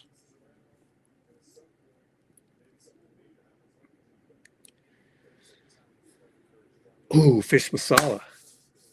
Oh, I decided not to go with fish masala, DC, because that would suck if you're really Donovan Clingan, DC. Hope you're not. I am gonna go fish masala later because when I go to get the matcha frap at 9:30, 9:45, there are Mexican restaurants still open, so I go get Mexican. Can't wait. Okay.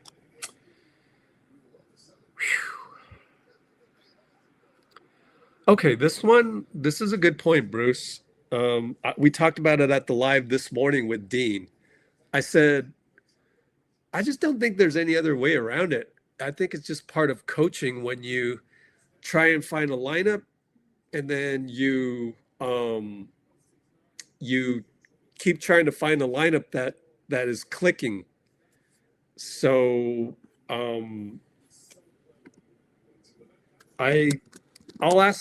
try to ask more coaches out there, but I think that's just how it goes in the NBA. At least you just, not in men's rec league, because in men's rec league you just go with your 7 best guys. Maybe the problem here is that Dunleavy gave Steve too many guys. But then what are you going to do? Because you gotta give him various pieces, and so it's kind of a conundrum, a Mobius. Look at that. We lost like 30 people after I said, "Don't be like Twitter. Stop complaining. Come up with solutions." And then 30 people left. America. Gotta love it. Gotta love it.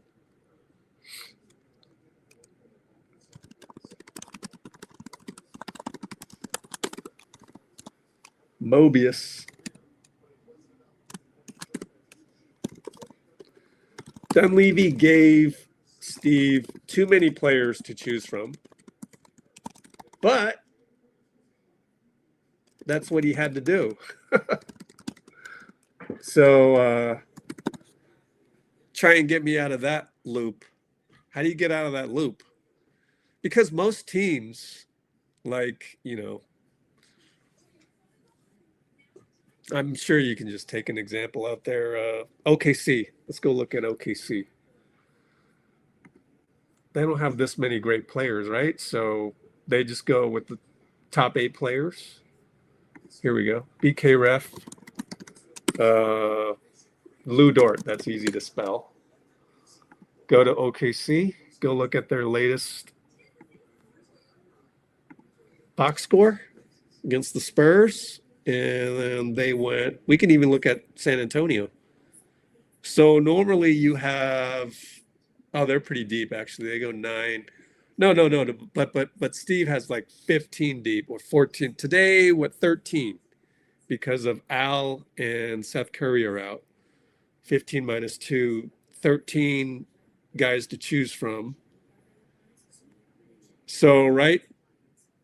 Dang's not playing, and Chris Youngblood, hell no, he's not playing, right? So that's 5, 6, 7, 8, 9, 10, 11, 12, 13. So you're in, and Kenrich sometimes plays, but Dang definitely doesn't play that much. Like, he's not ready. He's kind of raw. So really, they have, 15 minus, I mean, they're really 3, 4, 5, 6, 7, 8, 9, 10, 11. So this team has 11 guys to choose from. Steve has 13 on any given night. It's like his greatest strength is also his greatest weakness. Like, he can find value out of Guy Santos, but then that's like, that doesn't help you in this particular situation, which we've ended up with. All right, Steve's at the podium, and let's see what he has to say.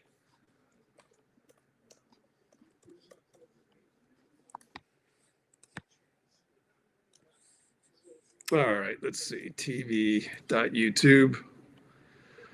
Listen in on Steve here. I might end up disagreeing with some stuff he's saying. We shall see.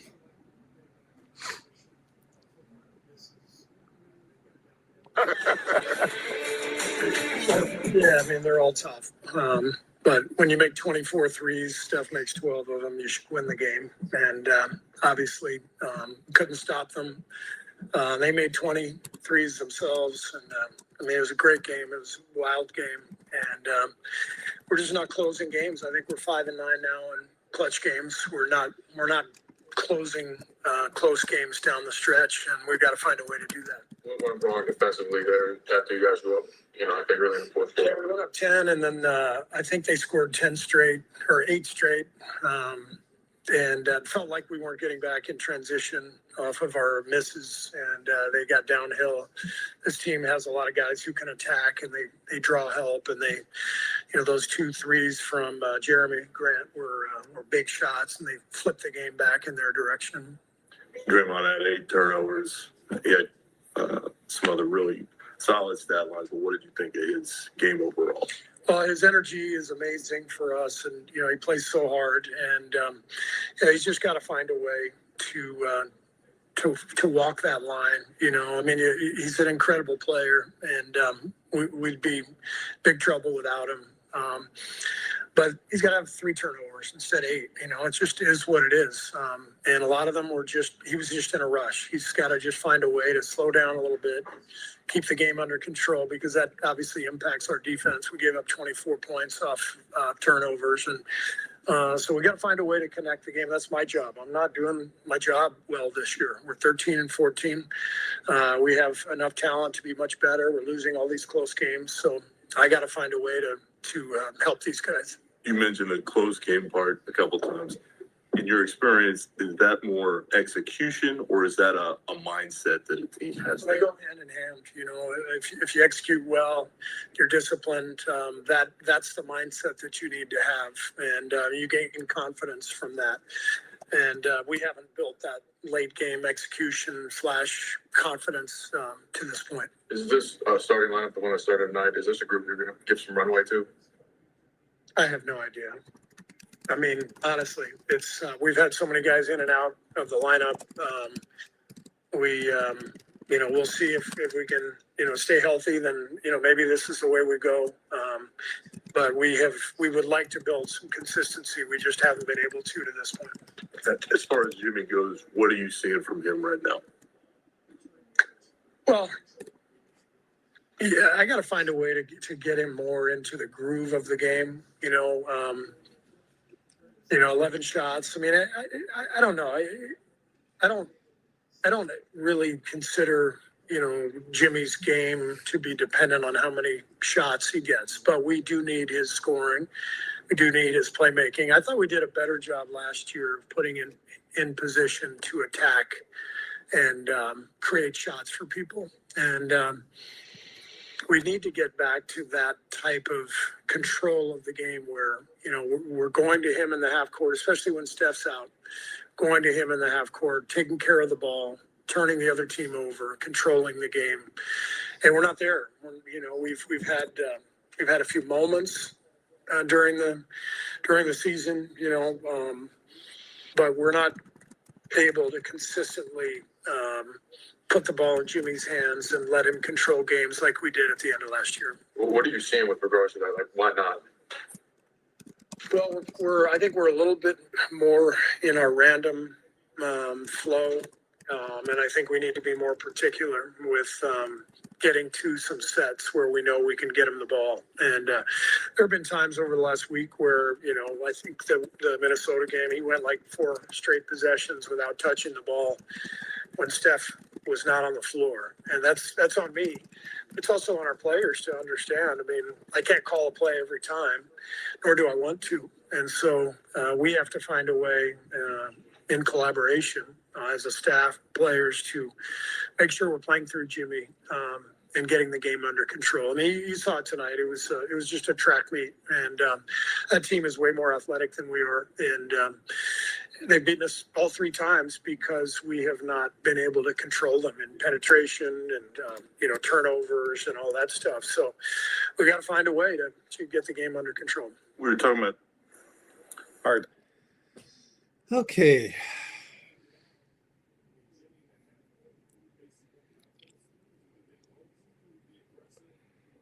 I kind of think it's basketball gods like DNPing a guy like that, like JK. Like, no, you can just go fit the square peg in the round hole. Just do it. And but I see where the progression, I get it. That's why tonight was like, okay, that's it. We've tried everything. I understand where you're coming from the road trip. Even Dean this morning in the live stream we did, which I'll turn into a podcast later, is Dean was like, how did we end up with JK getting a DNP? And I'm like, okay, look, well, we were on the road. We didn't have Steph. JK played. Then it was Guy played better than JK that one game in Cleveland. Guy was on a heater, as I said earlier today. And I'm realizing I have to repeat myself a lot just because not everybody's on every live stream. You should be like Bruce and Kimbo and Pinky and everybody, Siobhan, Tim Kono, be on here every single live stream. But no, we talked about how that particular game, to me, on my recap that I need to post, maybe it's relevant now, even though it's a week ago, against the Cavs. Guy comes in, and remember he like took Craig Porter, he spun baseline and got the foul, did a fake. Is like, Guy was like, that's the best game I've ever seen Guy play, outside of him making threes and stuff. Outside of that, like, just skill wise, I didn't even know he had that in his bag. And, he was playing pretty well overall. And so that's when Steve benched Kuminga and went with Guy, because I understand that particular game. But then that game leads to the next game. So then that game leads to the next game, which is, okay, we're drawing up our rotations. Guy's playing like crazy. So is Pat Spencer. And in fact, Podz isn't playing well. So we'll play Pat above Podz and all these things. So that particular game, DNP for JK. So then you win that one. So then you got to go with the same script. I understand that as coaching from game to game to try and establish a streak. Okay, so Steph comes back no,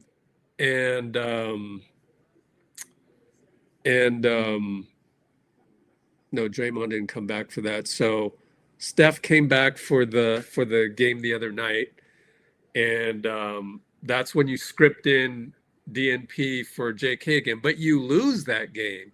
So now you got to consider things.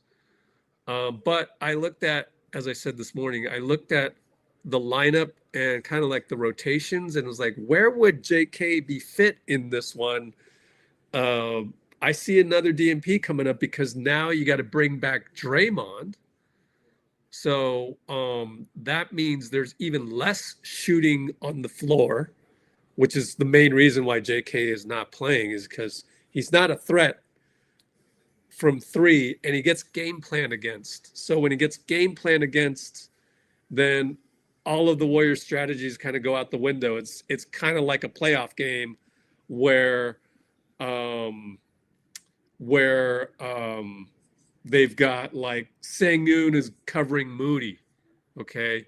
So because of those like really odd strategies that they'll employ, because JK has trouble with double teams and stuff, and he's not a threat from the three, so just back up. So like it's the adjustment to the adjustment. We don't have the adjustment to the adjustment. The adjustment was, oh, okay, JK's killing us in these early games and he's getting downhill, and ooh, what a nice talent.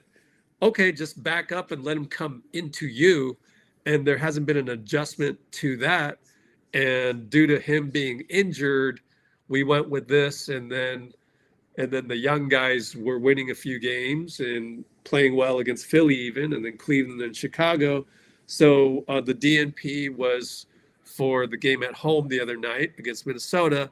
And then going into Portland, you got Draymond coming back, and he plays JK's position, and you're just kind of morphing from the one loss after the streak that you had. And so I can understand. I'm just saying these are the reasons why I understand JK got a DNP tonight. Okay, we lost this one also, and we needed another athlete, and the point of attack wasn't as good, and it was a track meet, as Steve said.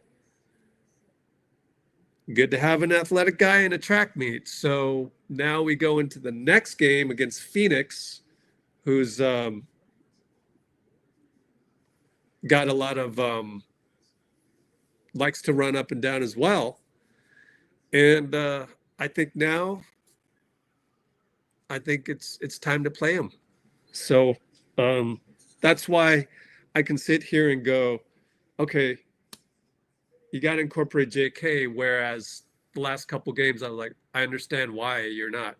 Next game, now that we lost this game, I would expect the adjustment. You kind of, every game's an adjustment. Make all these adjustments. So I may be the only one out there that is wanting JK to play next game, and would need a huge explanation as to why he wouldn't be playing next game based on what happened tonight. And yet I'm not outraged at how we got to this point. So I may be the only one out there like that.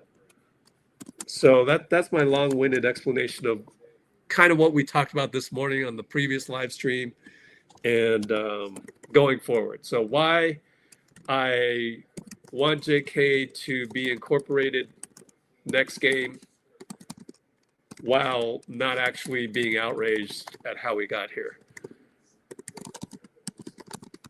And that's why it's almost like basketball gods, like when you can go in your life and find things that seem to be at the moment the worst thing that could have happened to you and turn it into the best thing that could have happened to you. I'll give you an example. I've said this example a few times.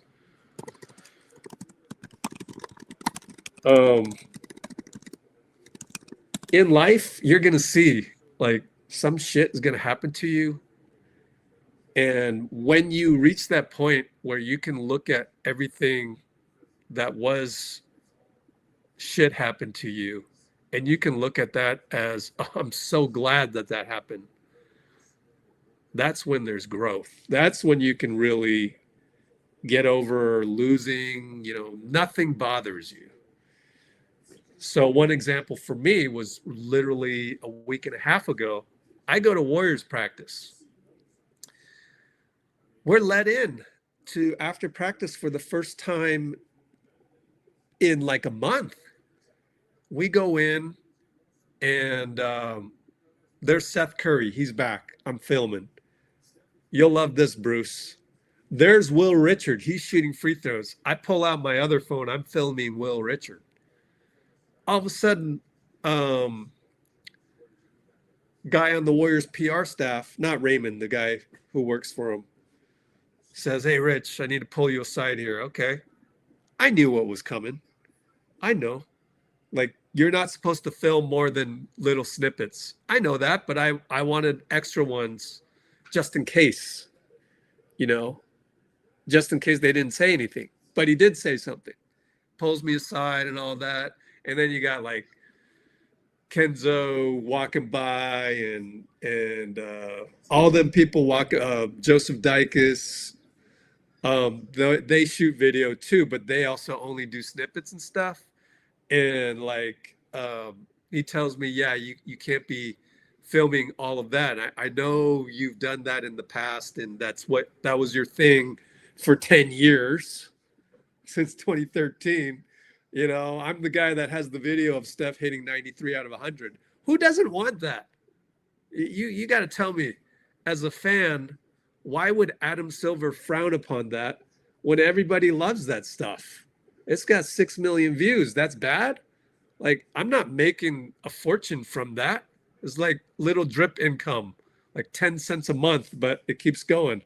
It's like, there should be no greed involved on that, because really you're not losing any money by people watching, 6 million people watching. Let me tell you this. If 6 million views on Steph hitting 93 out of 100 was really gained that much revenue, like, would I be here complaining about the views that we get and all of this and that? Like, if it really amounted to anything, then we'd be getting like 50,000 views. We'd be like Draymond Green's podcast, would we not? But no, that doesn't translate to anything for whatever reason, YouTube algorithm, whatever. So he takes me aside and he says, yeah, you can't be doing that. I'm like, okay, no problem. I literally, back in the past, I would be like, oh shit, what did I do now? Oh no, I'm so fearful that it'll take away my credential. Oh no, I'd be like that. But I wasn't. This time I was like super calm. Like, it was like nothing. Like, I know what you're going to say, but it doesn't affect me. I don't feel bad about myself. None of that. But then the part that got to me was, he said, oh yeah, and I saw you posted the full interview last week. It must have been Quinten post or one of the others. And years ago, Raymond Ritter told me that was okay. But apparently the rules changed. I don't know. I don't hate this guy. I don't. He does his job. That's his job, is to enforce the NBA rules. I don't hate the NBA. The only reason why I think Adam Silver's not a good commissioner is because of the game. Like, the game that I play pickup, the rules that we employ during pickup is not the same as the NBA. And that's, to me, that's a travesty. However, it's not like I hate Adam because they have these NBA rules for media. Like, no, I don't hate him at all. I just think he ruins the game to a certain aspect with all these weird rules. Okay. So he tells me that I can't film the interviews anymore. You have to only do snippets.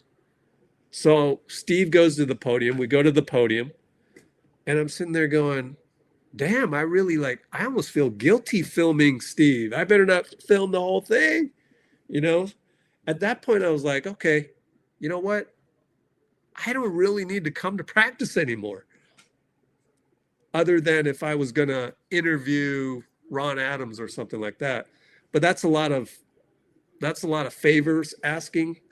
Like, asking them to come to practice, that's not a big ask, honestly. Of course they want you to cover practice. as long as you keep it snippets. Okay, that's fine. But for me to ask for Ron Adams, now you got to go ask Ron Adams if he has 15 minutes that he can, be interviewed by me. And by the way, if I were to interview Ron Adams, does that guarantee me 10,000 views on here? I don't think so. So it's a risk for me to do that. But that would be the only reason for me to go back to Warriors practice. So what I'm saying is it occurred to me as I'm sitting there, not filming Steve Kerr anymore, that I actually don't want to go to Warriors practice anymore because it's a drive from Palo Alto. I have to find parking. I got to pay for parking. It's freaking cold. There's traffic and it's hard to find parking. And by the way, once you get in the building, not only do I have to check in with the security guard, I don't have a season credential anymore. So I got to check in with the security guard and I got to wait.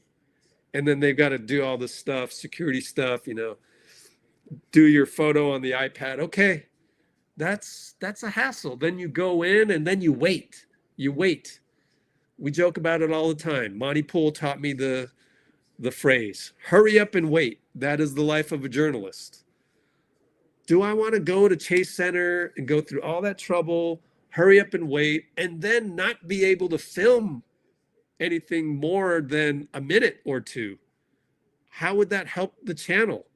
That's not what you guys want. You don't want me to go all the way there just for snippets. We've got, that's why 95.7 probably doesn't go anymore, besides the fact that it's Niners season. So in that moment, I'm told that I can't do what I've been doing as a Warriors credential media guy for 10 years. Don't you think that would be the worst day of your life to hear that? Normally, that would be the worst day of your life. But actually, I'm so happy that they did that because then now I don't have to go to practice. Like that door is shut. That's like, leaving the toxic relationship. Not to say that the Warriors are toxic. No, they're not toxic. I don't hate anybody on the PR staff, any of that. It's just that their rules don't mesh with our goals here. And it doesn't excite me to just do snippets that I can sit here, go to our Discord server and get the snippets straight from Sam Gordon. In fact, let's do that. Right? Here's a nice response Sam Gordon got about Jimmy Butler. But right here, there's my snippet. I'm done, right? I didn't have to go to Portland for this. Now, I would go to Portland if they allowed me to post the whole damn thing and do all this reporting and behind the scenes and, hey, yay, but I was told not to do that. And you would think that being told that you can't do what your job is, what you're excited about, that would be the worst day of my life. But it's not. I'm actually happy they did that. So that is my long-winded way of saying sometimes that's my 10 minutes rant. Sometimes if you can find a way, this is the key to life. The key to life is if you can find a way to turn the worst day of your life into the best day of your life, that's the key to life. And that's what I'm here to teach. So that's the one example I can give you. The key to life. All right. Oh, you're talking about rebounding? They had to change security after Flake Clay. That's funny. No, I'm still getting in there. I can get to Chase, but after I get in, the process is not very fruitful for anybody involved, not only myself, but you guys.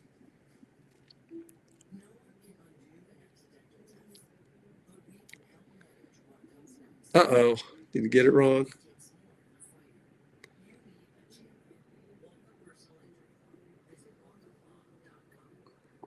You got to learn salary cap. You really do.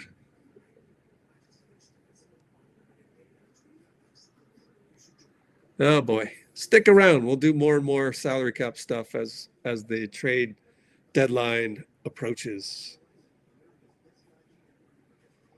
Yep. I also don't think that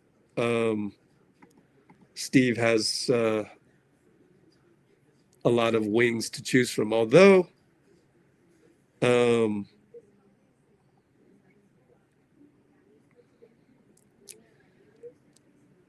I've just mentioned JK.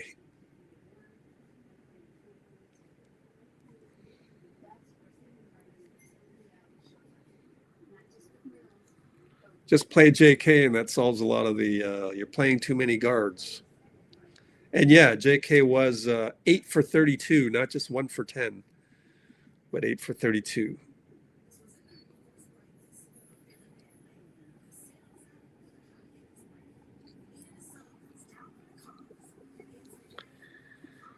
Green tries to thread a pass. Well, that was catchable by QP. Just couldn't, he's not athletic enough. So that's why Draymond got pissed, because it was good for him to yell at QP, I thought. But, that shows urgency. But I'm going to say, like, hey, Bruce, can I call this the least urgent 48 points you've ever seen? Oh, man. Oh, me and Bruce gonna die on that hill. Least urgent 48 points ever. Oh man. I mean, that's part of Steph getting older, and old guys don't care as much about the regular season. They just don't. What do you say, huh? I don't feel the urgency from Steph. If he did, then he wouldn't have committed 3 turnovers. 18 turnovers. Man. They 17 turnovers. Wow.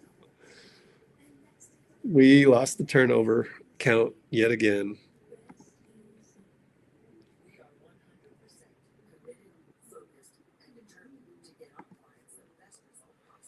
Well, maybe Bruce is, empty calories. Maybe Bruce got the wifey on him. Nah. Anyways. Last 2 games have showed how much. Yeah. As I just said, I'm glad you're here, though. But I can understand JK getting the DNP up until this point. Next game, though, if he gets another DNP, then I'm just wondering. At that point, I have to make other conclusions.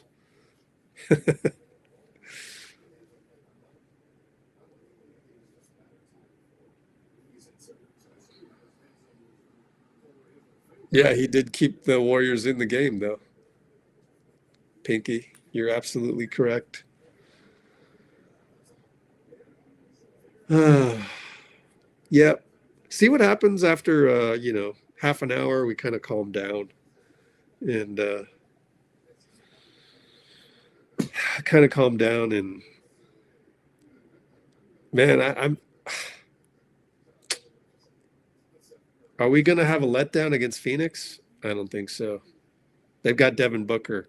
If Devin is injured, then I'm worried. But I just saw a highlight of Devin fouling LeBron late in the game, so I think he's playing. Looks healthy. Thankfully, Devin Booker is healthy. In fact, please be at full strength, Phoenix, because otherwise old guys won't have urgency.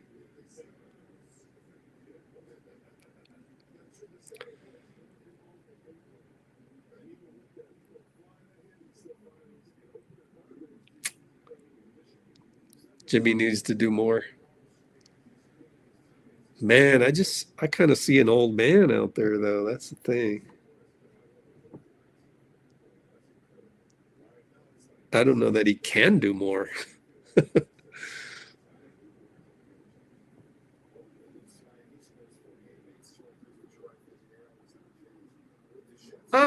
Yeah, Dustin. I'm glad I wrote it already right here.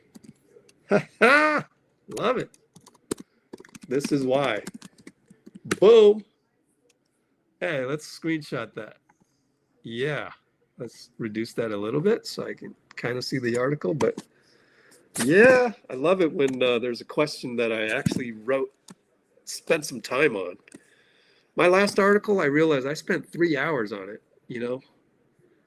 from creation to social media. And like, that's just too long. That's just way too long.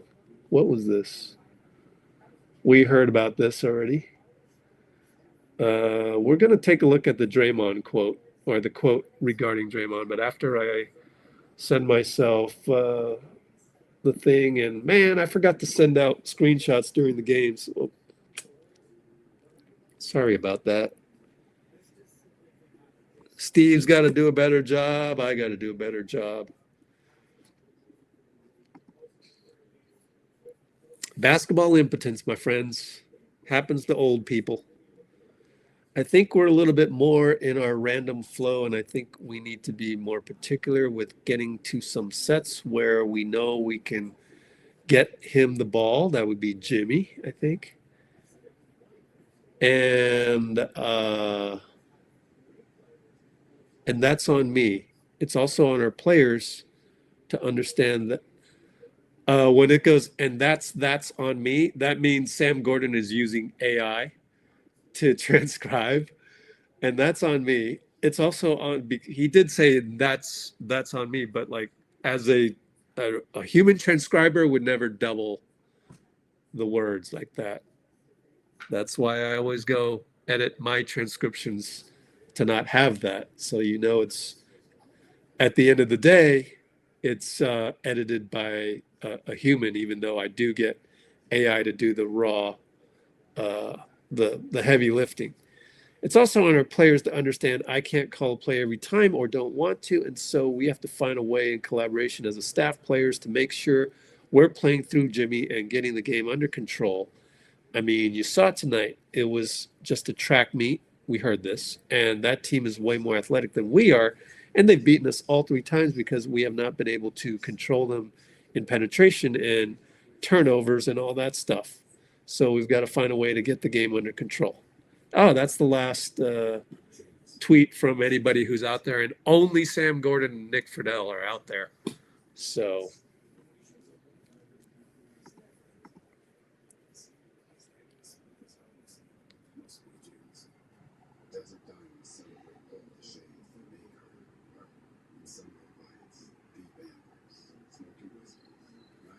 what about Cavs? Oh, hey, Sport Cavs. Wow, the Cavs lost to the Hornets? Holy smokes. That's crazy. They have everybody? Oh, hey, they got Jared Allen back, but Evan Mobley's out. Wow. That was in Cleveland. Oof.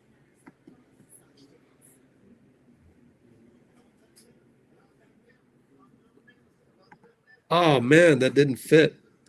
Sorry about that. Here. Dustin, hope this fits. Oh, here. All right, Dustin. See next comment. Oh, I see. I made the URL too long. There you go. That's your article.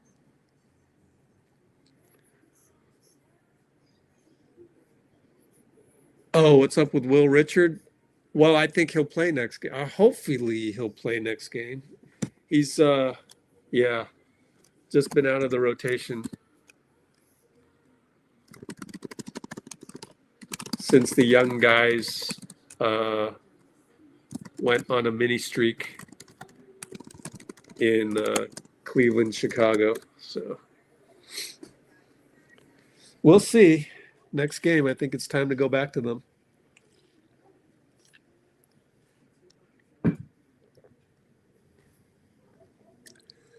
All right. I think it's time to go.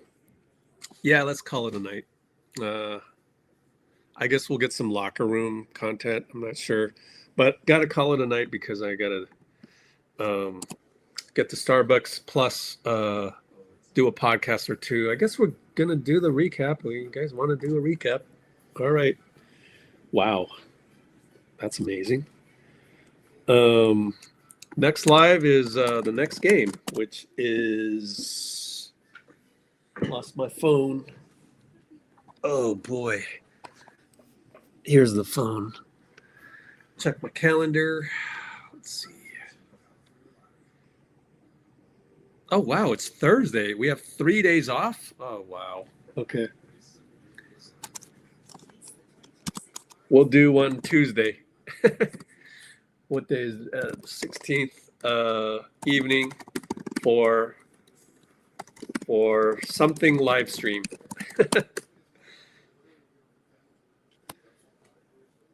All right, thanks everybody. And I need to do an updated Cholo file, right? Maybe that's the problem. Yeah, let's blame it on that. I think that's the problem. Brate time.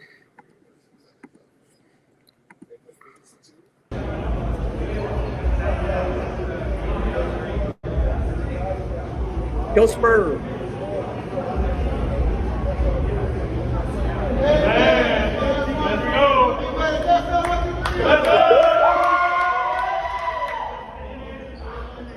Today he came back.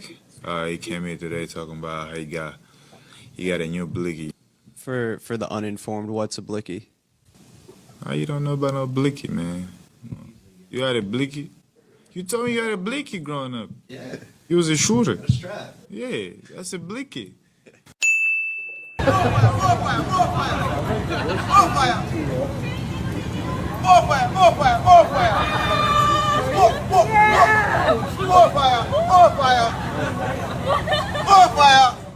And Brate, see you Tuesday, guys. Thank you.